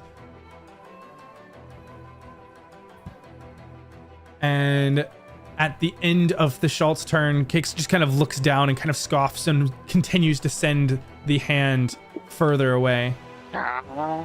No! Oh my lord. Okay. Full sprint. Jasira, Yeah. it is your turn. Hold on, time to figure out how far that is now. I'll pace the hand. Get as close as you can. Let's see, it's 75. Jasira can get to 90 if she uses her bonus action.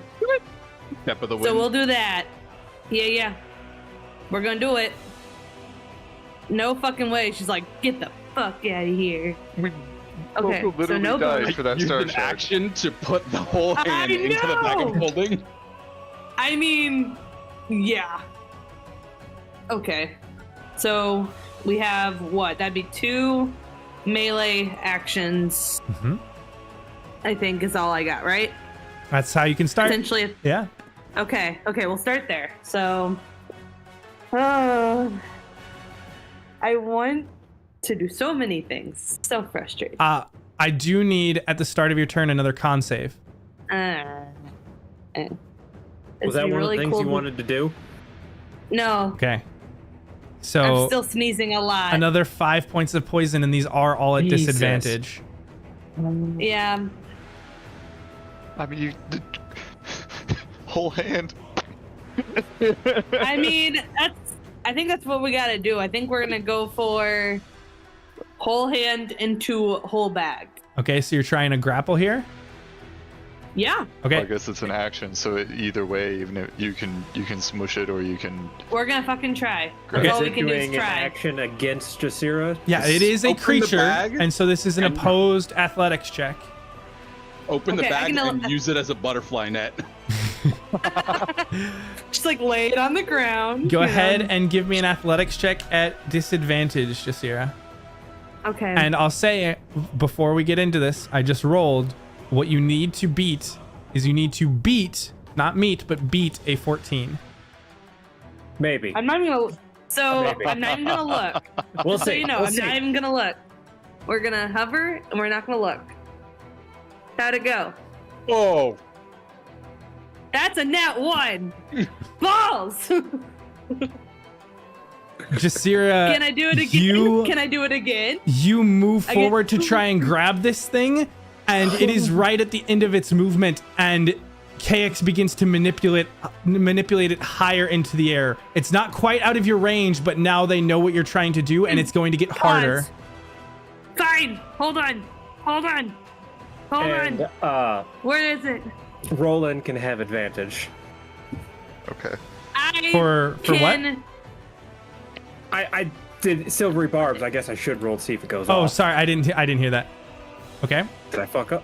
Oh, I fucked up. That's not good. Roll me a D100. Oh, we're gonna have a I fucked up. sentient silvery barb.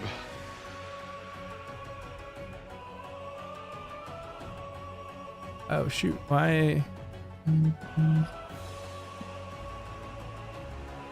I take it that I don't get the advantage. No, the spell still goes off. Oh no. Plot turned into plot. Uh-oh. This is beautiful irony.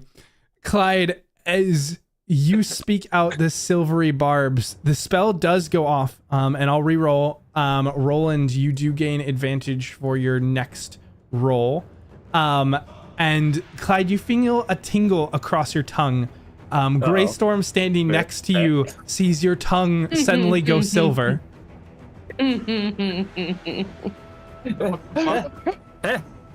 What happened? But The hunk is heavy. it still beat a 5 even with the extra roll.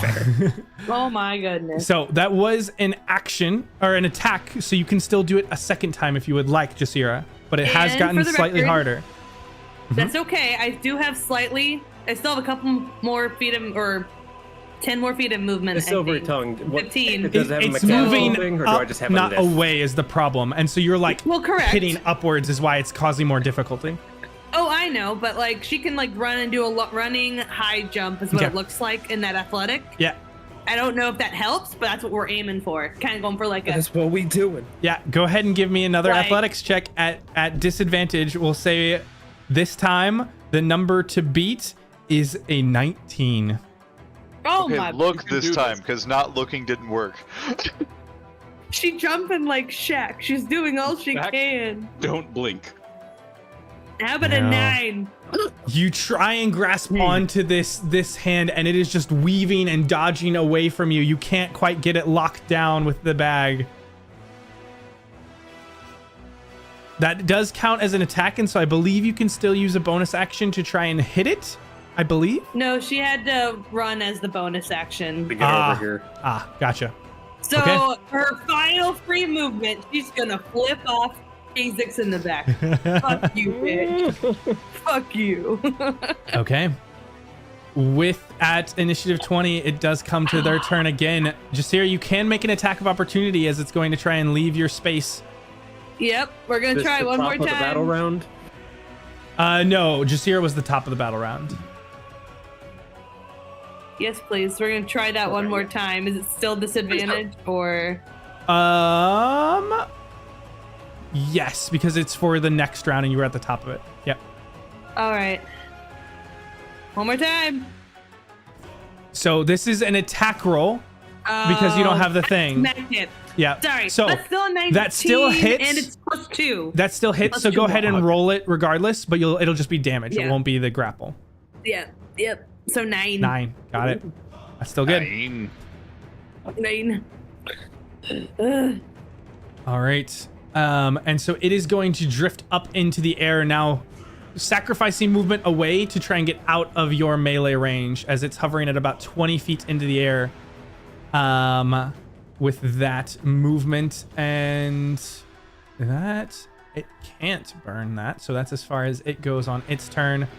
We will have other hands that go. The one next to Rhea will go ahead and make an attack that misses with a natural 2. Thank goodness. And we are going to have, we're going to have the one right here pop out of the stone. You can't make that up. It's been there the whole time. I'm sorry. But it doesn't hit you as it rolls terribly as well. Whoa. So it tries it. You see it like pop up out of the stone right in front of you. Like one of the face huggers just, and you just kind of dodge out of the way, Roland, successfully. And with that, not the one I want. it comes to KX's turn. And KX, seeing the entity floating, is going to look around and look at kind of Theschault holding onto him. Your friend is in the basement. Be seeing you down there. And you watch as his form almost seems to bubble and burst, falling into this pool of blood-like fluid, as there is just this pool where he once was, that is like just covering the ground next to Theschault. And that will bring us to Clyde's turn.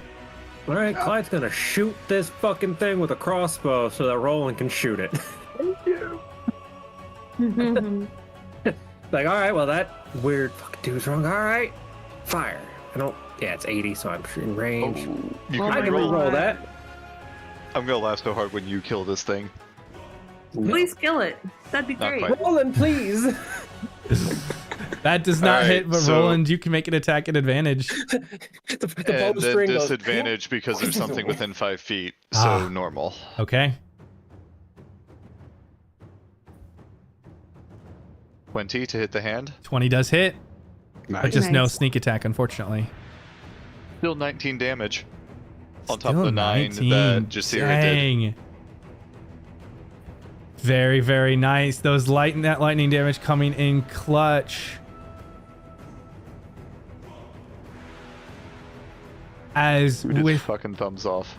one quick burst from Roland's rifle across the room, as the fight had seemed to be nearing its end, Roland just pulls it back as the hand just poof, in a cloud of dust, and the Starshard drops from 20 feet into the air. And as this blue light kind of cracks down onto the stone, you all kind of shudder for a moment as there's an emanation of energy, almost like a burst nearby it. And just here you can see small hairline fractures across its surface. That's how we found it. Anything else, Clyde? Nope, I've done enough here. Actually, nope, I'll move 20 feet. 5, 10, 15, 20, 25. Hi, Jasira. Hey. This way, when you get ganked by something, I can heal you, which might kill you, but we'll talk about that then. She's still sniffling and's like, something's already killing me. All right. I cannot help you. Rhea, that brings us back to your turn. You do have advantage on your first strike. Thank goodness. Everybody else is dealing with way bigger problems. I'm still just gonna try and stab I don't like the that floating goop over hand. there next to the Theschault. You're just No good. still trying to get the bamboo shard up his fingernail.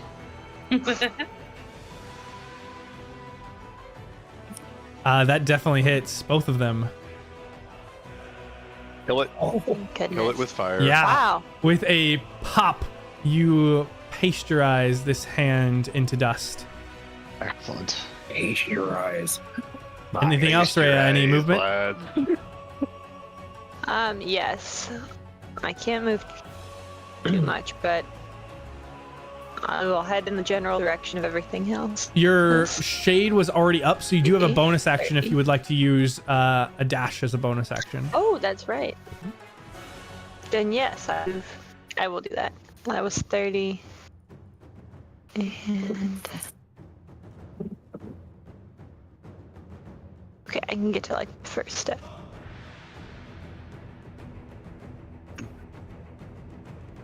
All right. Away from all the creepy hands. Roland, that brings us to you. The hand with the orb is down, but there is still a hand next to you and that pool of blood-like fluid. All right. Oh, son of a gun. Greystorm is 5 feet away from where he needs to be. I don't have advantage anymore. Correct. But you do have a bardic inspiration.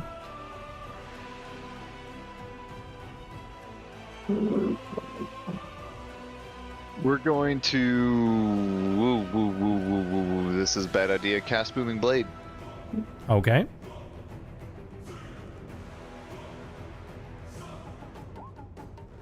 And it does not become sentient. Thankfully. And then I'm going to stab down with my bayonet at the hand next to me. Okay. And the alacrity link and my eye thing is only on ranged attacks, correct? I don't know about the alacrity. Yeah, I think alacrity is any attack. It's just the other one. Because you got all sorts of lightning bonuses. Yeah. Now you need a lightning's gun. 15 on the hand? Yeah, that hits. Okay. Yeah, I can confirm alacrity works on melee. Awesome. Then we're going to drop that in there. Along with... Oh, for crying the fuck out loud. Man. 7 damage. That is about as low as that can get. At least you re-rolled that one. That is 1 Into a 2. point. I didn't re-roll it. The 2 is the first one. Oh, the 2 is the first one. Oof. That is 1 point higher than the lowest damage I can possibly roll for that attack. It was your worst attack so far. This one is going to move at the end of Roland's I'm not turn. done. Okay, sorry. Sorry. I take it it's not dead. It is not dead. Okay. That's right, you do still have a bonus action. Yes, I do. Forgot about that. I'm going to... I guess do it again. You can't do the booming blade, right? No, I Because can't it's not do a the booming spell, blade, but you can still so, hit. oh no, I'll have 1 less damage. Well... Can we... Actually, no. No. I'm gonna walk away. I'm gonna walk away from this guy. Because then he'll have to move. Can we vote and count that last attack as a Roland miss? No. No. It hit.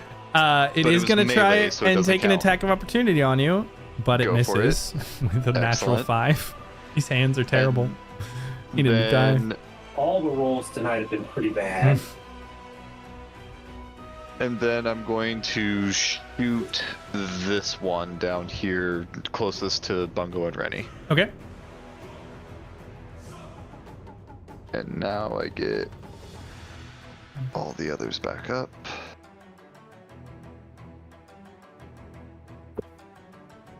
$23 There we definitely go. hits. That's slightly better damage. Yeah. Oof, as it's popped into powder.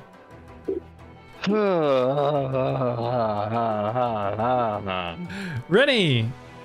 The child has disintegrated into blood, and these hands are getting popped all over, and the Starshard has been dropped onto the ground. What are you doing?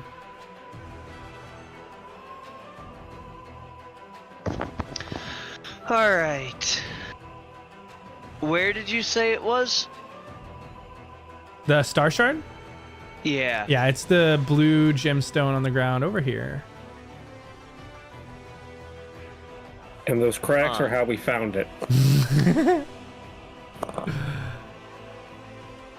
I don't think I Character. have the ability to do anything to help with that. I am sorry, friends. I will move up. Why am I marked in blue? I don't see you marked in blue. Okay, never mind. That's just a Roll20 interface, it appears then. Ah, Interesting. I see Bungo marked in blue. yeah, Bungo is because he has a concentration Alright. spell. Would Jasira doesn't have Bardic Inspiration, right? Correct. Let's give her a Bardic Inspiration. All right. And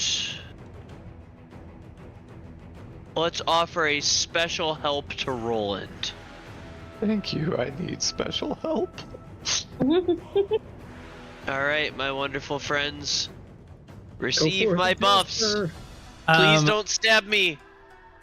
Greystorm, you you had can to make say it. an attack of opportunity if you have a melee weapon. I don't know if you do. Punch Punch it. it. You always have your. Okay, but here's the thing: is I cast a spell earlier and I haven't used my overload. Okay, Can I try to hit this thing? sure. Is it? Wait, do I actually have a weapon?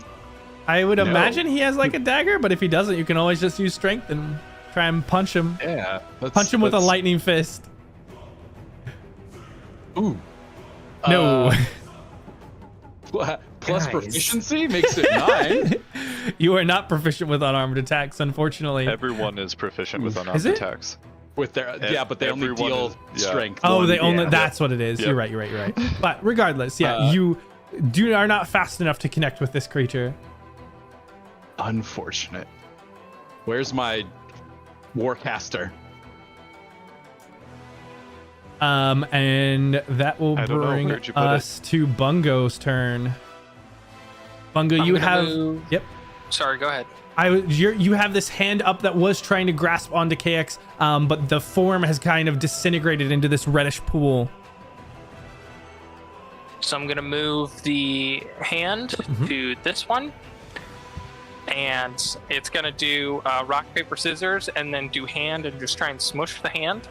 Were you motioning at the one that Roland shot that is not there anymore? This one here. Do you still see it? Mm-hmm. I do. What? Okay, now it's gone. What? It's deleted on my screen. Oh, this one's still Interesting. here. This is still here. The skeleton this is the one I hand. shot. They're both gone. I don't know why Where they're are still they? appearing. They died. Both of those were deleted. I'm not sure Well, yeah, why. Is this one still here? Will you mark the alive ones with like a red or something? Yeah. because this is the one I shot at. This is the one that the hand is at. So And we also see this. there's, I don't know what y'all are seeing. There's nothing And there. we Oh see my- this. I Okay, also hold see on. this one Yeah. up here. So I'll mark it with a red dot. The ones that are alive. That's a Did you look see at. that red dot? Yep. Yeah. And that red That's dot. Okay. alive. That's alive. Okay. And this one up here is alive. That one. So there should I be don't like 3 that. that No, you no, can no, no, see. no. You can take that one away. The others have all been destroyed. Oh, well, that changes things. Yeah, sorry. I don't know what's going on with Roll20, but I tried to Yeah, delete those. I gave you a screenshot of what I'm seeing. All the hands. All good. Okay. Yeah, I I'm don't know going what's up with that. to... Weird. I can't do that. That That's is quitter unfortunate. Well, Do it anyway. Who's gonna tell you no? I will. okay, I'm gonna run up Can't help you and there, then. I'm gonna get next to Roland. Okay. Because that's garbage all I can, can do. not That's garbage a dash. All right. So Yeah, but like Austin, when you're not even seeing the same things we are, how can you tell us no? Bungo, as you kind of rush over this pool of blood, what it looks like, suddenly this maw opens up and reaches up to smash onto you as you step through. And so I'm going to need to... Rude. Yeah. Okay. Yeah, that definitely hits. That's just not a chew toy? The viscera isn't supposed to fight back. Its days of digestion are supposed to be over. Okay, so Bungo, you start out by taking 18 points of piercing damage. Okay, hang on. I'm looking at verbiage right now. Uh-huh. Okay, is this a creature? No. Well, I mean, that's all kind I of. got. Kind of. Is it a I was gonna construct? say, could I try and use Stone Aegis as he's running, he doesn't want to get his shoes dirty. So he uses Stone Aegis to kind of build a little platform through the Are you gonna roll? Are you gonna magically Sir Walter Raleigh yourself? Roll me a. What's your prime modifier? Or prime ability? intelligence. Okay, roll me a intelligence with proficiency. Or as your spell casting ability, I guess is what that would be.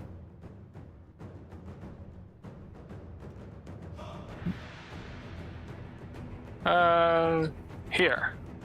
Okay, yeah. So you try and put out this stone, and you're thinking of it more as a pathway to protect your feet, but this maw just kind of crushes around it as it's not a single target, but it seems to be an area around this whole space. And so you will take I'll say it halves the damage as it reduces its sum. And so it'll be 9 points of piercing. And Bungo, what's your maximum health? Or your maximum stamina, excuse me. My max stamina is 34. Okay. Oh, you poor summer child. So you will take 8 points of acid damage. Oh, as on top well. of that. Cool. On top of that. Ow. And then you make, I need a concentration check, and then you make and carry on. So a constitution save for that. Oh, I need to do... A little bit of this quick math is... there. No, because this is two different effects. It's not together. Oh, wait. So, yeah. I have resistance against poison damage. This is acid damage. Shit. The other one was poison, but this one is acid. I was so excited that I remembered it. Okay, so you succeed on the first one. Roll me one more constitution save. Both of them are just DC 10. There you go. Oh. All right, so the hand is still up. You may continue. That's fucking it. hilarious. That's my turn. Okay. That's bonus action actions. I needed to dash. Greystorm. So Now that Bungo's- the Oh, I apologize. At the end of Bungo's turn, this is going to move again next to the orb. Not grabbing it, but next to it. And Clyde, you can take an attack of opportunity if you would like. Yeah. Yeah. Fire. Oh. No. 14, I believe, just hits. Go ahead and roll me damage. Kill it. 6 damage. 6 All right. magic damage. What the? Hinky. That will bring us to Greystorm's turn. so I finally managed to read through that entire block of text for telekinesis. Almost halfway. So nothing has the orb in its grasp at the moment, right? Correct. The orb is on the ground. Yeah, I'm just gonna Yoink it. zap it with telekinesis Yeah. and whip it straight over to Jasira's hands. How far can you move it? It's probably 30 feet. 30 feet? Yeah, easy. Fastball special. This orb comes tossing at you, Jasira. Go ahead and give me an acrobatics check. No, I can hold it. I can Oh, bring it yeah. directly in front of her. Not throwing it, but Yeah. pulling it. But Gotcha. like zipping it directly to her. Gotcha. This is straight up Jedi shit. Yep. Yeah. I can technically pull things out of people's grasp as well. It's just contested. Okay. Cool. Yeah, so Jasira, this orb is deposited right into your hands away from theirs. That will bring us to Theschault. Yep. I'm gonna move up here. Just And we're going to try and make some attacks onto this thing. I need to mark those down. we're playing a dangerous game here, Roland. Just don't walk through the danger pile. Ooh. Okay, just blasting into this puddle. And Jasira. Okay, so crazy idea. Starshard goes back in the bag of holding. Okay, that is an action. Locked Tie the in. bag. Interact with object. Tie Interact the with bag. object. I thought action. it specified on the bag that putting it in. To No, take taking something it out. out. Sorry. Retrieve. Taking Yeah. it. My apologies. Yes, free interact with object. Sealed the deal. Okay. Now Jackie Chan is here. I assume I'm still sneezing. Do I need to roll another constitution? Yeah, you do. Of course. It's like my real life. Achoo! 12? Does the Theschault know mending by chance? Probably. You take 8 points of poison damage, Jasira. Literally and just still at Mira's disadvantage. dying before your eyes. Yeah, he does know I have mending. asthma.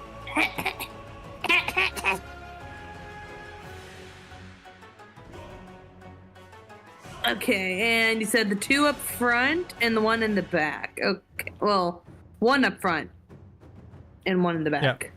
So we have only 2 hands. 3 hands. 3 hands. 2 in the back. Wait. Two to the right, back, 1 to the front. All right. To the right. To the right. Take it back Well, now, y'all.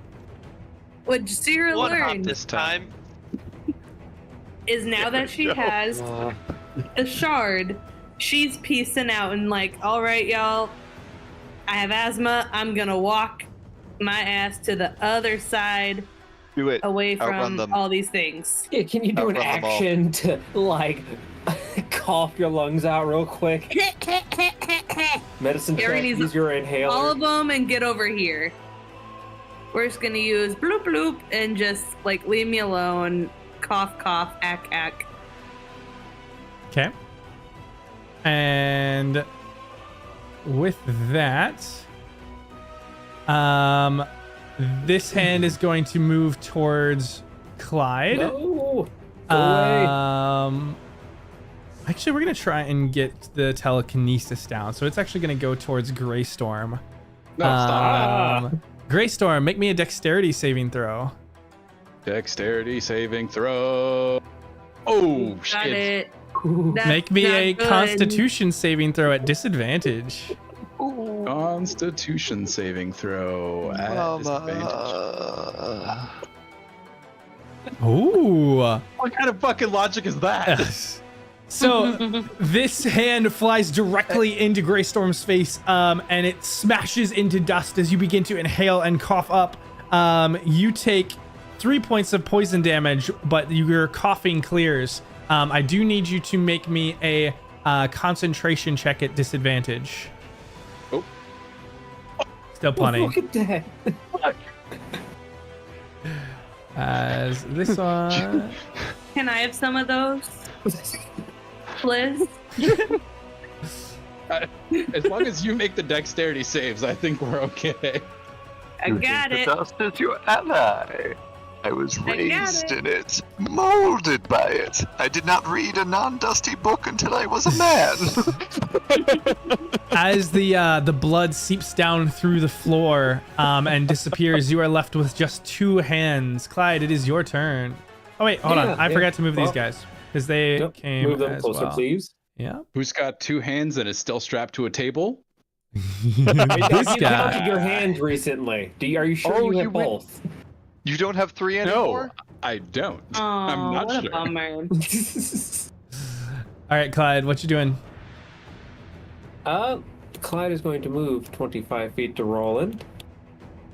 And then he's going to shoot the farthest one. Okay. Yep, 7 with crossbow. Just flat. I don't want to use magic, because magic's still scary. The bluey. 16. That hits. Oh, please kill it. 10 piercing damage. It poofs as it was already blasted by Greystorm's spell. And now, Roland, you can shoot. I will shoot the one that is still alive, even though that I can still see the other 4. I don't know why. Oh, here, hold on. Let we me need to see get if Clyde I a small handgun that Might be matches the- Roland's rifle in design. did that one disappear for you, David? Is it down to 3? All It's of them still are there. still there, Weird. Okay. including the red marked ones Yeah. that shouldn't be marked red anymore. Including the red marked ones too? Both of them? Yeah. Well, this okay, one- what's funny this is the one that was here disappeared. I moved them. Okay. Oh, I tried to move them to the Oh, wait, GM what layer happened? so that you couldn't see them. You can still see them? I still see 1, 2, 3, 4, 5 north of Greystorm. I still see the 3 5? over in the See corner on the this, left. I can see this one. Yeah, this one up here, 5 squares north of Greystorm. 5 squares. Okay. Yeah, and then the 5 to the 3 south. over here Uh-huh. on southwest. I can still see the There's one that Clyde 2 just here, killed yeah. with a red dot, Whoa, and I okay. see this one. This one, or you know, I killed this one, and then he's firing at this one. So it must be something when Yes. I'm deleting the it's tokens. not like It's not coming through for some reason. Yeah, it's probably a refresh thing that if I hit Yeah. refresh and get Here, my we'll character do this sheet, real quick. Yeah, no, it's the not. map will fix Yeah, itself. it's not I a big think you deal. guys I'm are just more all- curious than anything. I think you guys are all operating under the assumption that logic applies to roll A 20. refresh fixed it. 17 definitely hits. So yeah, a refresh fixed it for Ew. me. Oh, gross. Ew, that's terrible. You did as much Ew. damage as I did. I did. All That's right. terrible. It is still hanging in there. Rhea, you are up. Roland was shooting at this one, right? Yes, that The is the only one last that's one left, that is correct. left. Yeah, this one right here. Despite I'm gonna what go shift your my character sheet thing and may say. refresh. I would like to do the same. Go for it. Get a kill. Do the thing. Murder. I think murder. Murder. I think both of those hit. Whew. Big murder. Yeah. Rhea, how do you want to do this? This little piggy went to market.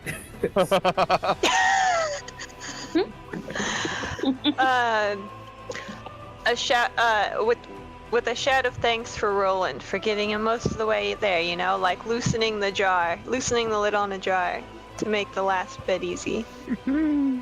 Just slices through, and the flesh of the hand just disintegrates into nothing. Bamboo skewer up the fingernail. Oh no! Clyde, you shook hands with this guy. I did. We need I to kill regret you that. next. I caught something. Mm-hmm. So now we cut it out of your arm, yes? How do you cut out a ghost? It's a ghost arm. Magical wanna weapons touch it? can do wonders. Jasira, can you go ahead I got a and dagger roll me somewhere a here. Constitution saving throw? Yep, she's literally just gonna cough her guts Can out, one of y'all. us like? All right, guys. One of us needs to go fix my Jasira. She's gonna gosh. die. Let's go slap her I on the got- back a little bit. I'm mostly useful after the dying has occurred. I can't heal. Let me see if I can heal myself. Does my physician? Oh my! Does this count as poisoned or not? Yes, the poison Can I- damage does count as poison. Okay, so you're How about going I heal myself. you're going to please? take 7 more at the start of your turn, and then you can use it to end the poison effect on yourself. Perfect. I was so caught up in the chaos. It We happens. just decided to almost die, so it's Holy fine. shit. You all have Okay. retrieved the Starshard, albeit now with some slight fractures that may or may not have been there the whole time. We found it that way. And Character. The Shalt can cast Mending on it. It can fix magic items, but it can't restore magic to them. Yeah, Bungo has mending as well. Bungo, So does you Roland. can use your Weaver to dual cast, right? Roland has mending as well. With another Weaver, I believe so, yeah. Is it another Weaver, or is it just somebody that shares the spell? I don't. Oh, it has to be a Weaver. You're right. Yeah. which Greystorm is. But Greystorm doesn't know Mending. Oh, I see what you're saying. Well, So time for me to get a level of Weaver.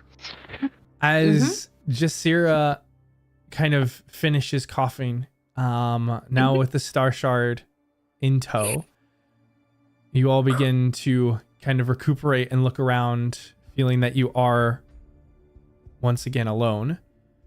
and think over the strange information that KX gave you before they dissolved.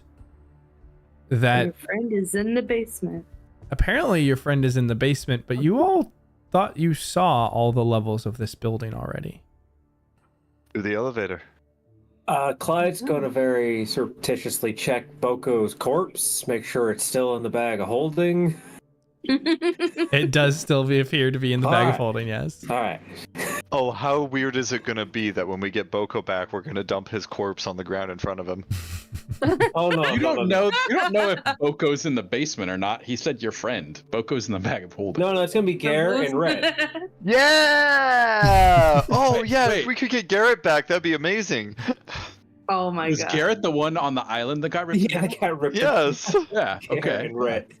Yeah, Goodness. Garen, Rhett, and Bo and Co. It's it's a great bridge Well, we party. can put the top of Bo on the bottom. Red. Then Garrett can have Co. So, Bo, Red, Garrett, Co. as you all begin to move back towards this elevator to take a look at it, Roland, you had been moving the mechanisms before. You look at it and you see 5 gemstones. You see red, which you know is currently in the locked position for the Orrery. Orange, you know, is the clock tower in the library. Yellow were the quarters in the kitchen and the viewing decks. Green was the ground level and artifice labs. And blue had been the airship port. Get off, you fucking piece of shit. That's yeah. Roland is muttering Roland's about chaos. Accurate. Here, you want some healing? It's gonna hurt, but I can try. Yes, please. All right, I'm gonna cast Cure Wounds at 3rd level. First, we'll see what happens. Give me a Ooh! Beautiful. give me a charisma saving throw at advantage, Clyde. Oh. Okay. Okay. And Clyde, as you place your hands onto Jasira, fully preparing for it to bring pain to her, you feel that the magic of the Mournland in this moment twists what is happening, and the spell goes off not only without a hitch, but without any pain. As you fight the natural tendency of what this arm would do. Nice. Well, color me surprised. But I guess red. Red is No, guess- not right. red. We're getting rid of the red.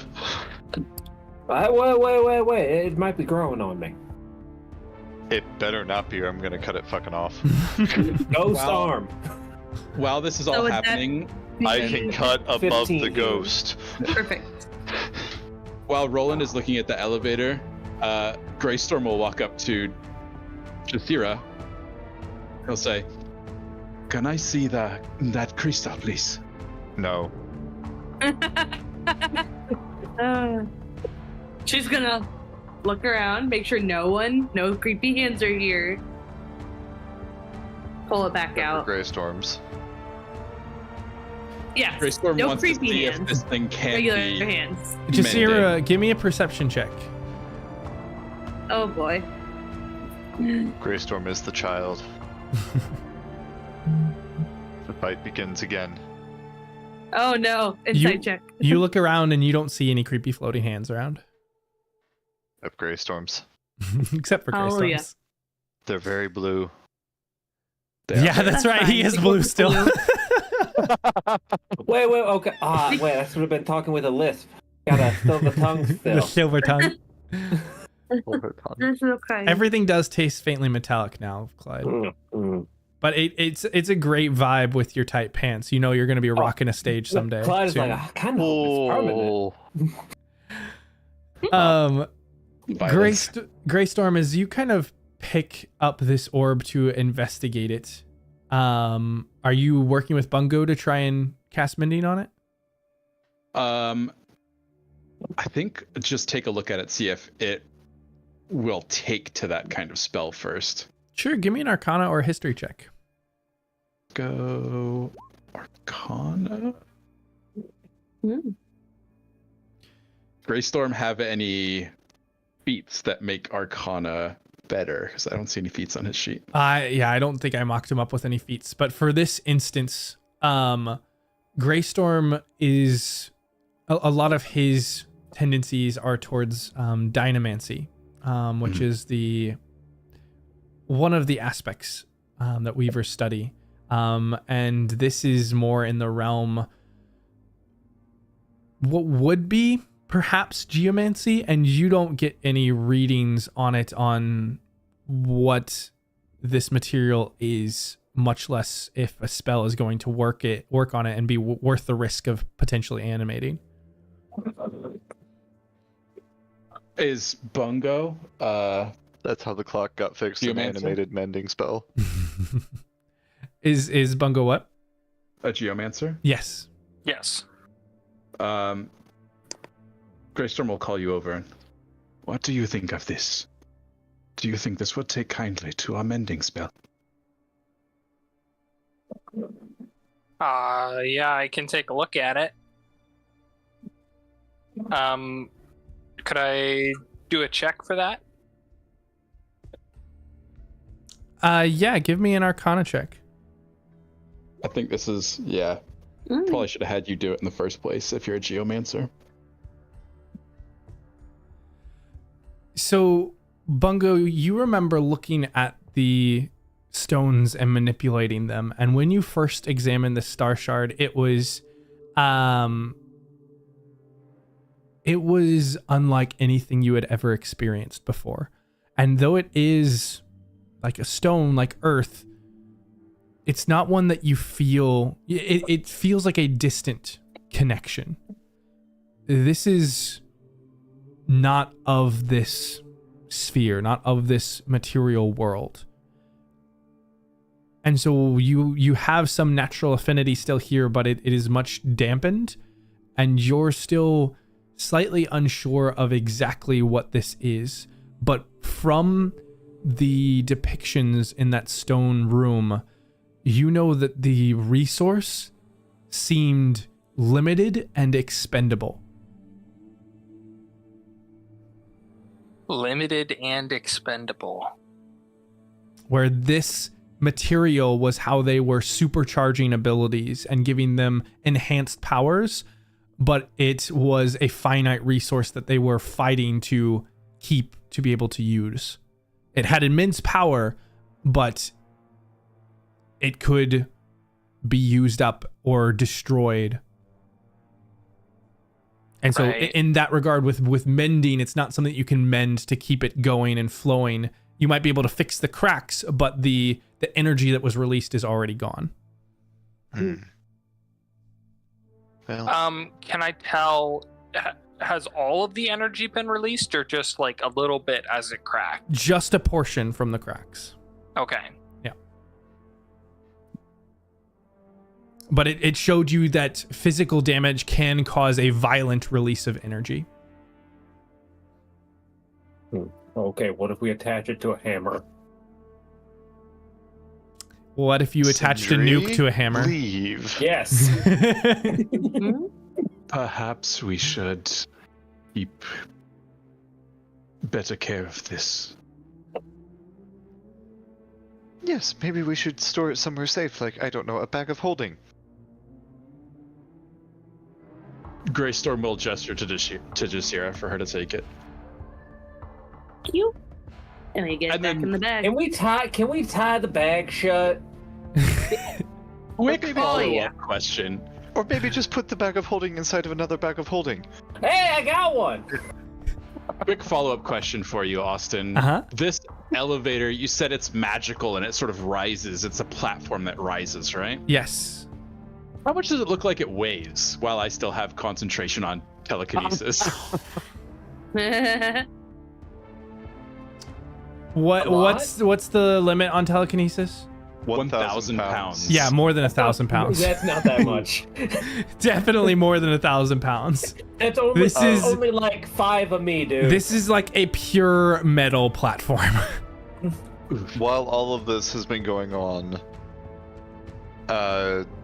Roland is examining the elevator because the kid said your friend is in the basement. Yeah, and give me. He knows what all the levels are, and he's looking for basically the key in the elevator that when you turn the key, you can get to a different level. Give me an investigation check. Where are the stairs? And I will, while I'm doing this, I will risk casting a guidance on myself. Okay. Uh-oh. Give me that D20 then first. Can I potentially help him? Guidance. Yeah. Woo. Okay. I would like same to be thing. assisting. So give me that at Okay. advantage, Roland. Advantage. As you and Rennie are with looking for guidance. this. It's a small space, and so you're trying to figure out exactly how it works. Hell yes. Nice. 31. Yeah. So between the two of you, it's easy to ascertain much of this mechanism is free to view. And even though it's not marked with a gemstone, you reason that there is a position of this lever beyond the gemstones that are marked. And so it goes red, orange, yellow, green, blue, and then you can likely notch it to another floor below. Shift this bitch into reverse.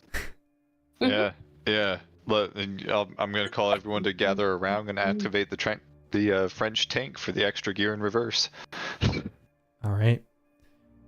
As you begin to lower the lift down, kind of shifting the lever, you see as it shifts beyond the blue gem, a hidden purple light begins to glow Yes, from emanate I guessed from right. it. Of course. Of course, because what else could it be? Perhaps, Roy G. Biv. perhaps we should spread out on this platform so that we are not all gathered for one cheeky spell to take us all out. I'm gonna stand next to the bag that has the thing in it. They're less likely to blow that up. After all, they do know we are coming. Yeah. How do you think? He said, I'll see you down there. Yeah, I'll see you soon. As you all begin to descend on the lift, we come back to Boko, still lying in the table, now with this indigo light emanating from his chest. Oh. As Oh boy. Zero hovers above you, We're going to have to fight Boko. It is a losing war, Kana. You're playing the game right, but the rules are stacked against you. Trust me, I've been reading up. Your entire existence has been restrained by what you think is possible. I want to see what you can do without the restraints, without the rules. The two of us were incomplete without the other. It's time for you to rejoin the family and see your brothers and sisters again. They do miss. Let's make something new, out of the best of both of us. Your trauma and mine blended together. It's time to evolve into something new altogether. Something more. We have shared our price, and it is time to leave death for lesser creatures. Genuine harbingers of change must be willing to do what others cannot. For once in your existence, commit to a real life. Help me fulfill this world's destiny and be the best version of yourself possible. Help those who need it to be who they really want to be, who they're meant to be. To see the world as it should be. I know you can, brother. See it as I see it, through new eyes. and as he goes to reach forward, you find your vision suddenly blackened as the sensors are replaced. And that's where we're going to go ahead and leave off for this session, and where we'll pick up next time with our final culmination of the Starlight Citadel. Thank you so much for joining us, and we look forward to seeing you next time as we're getting close here. That was fucking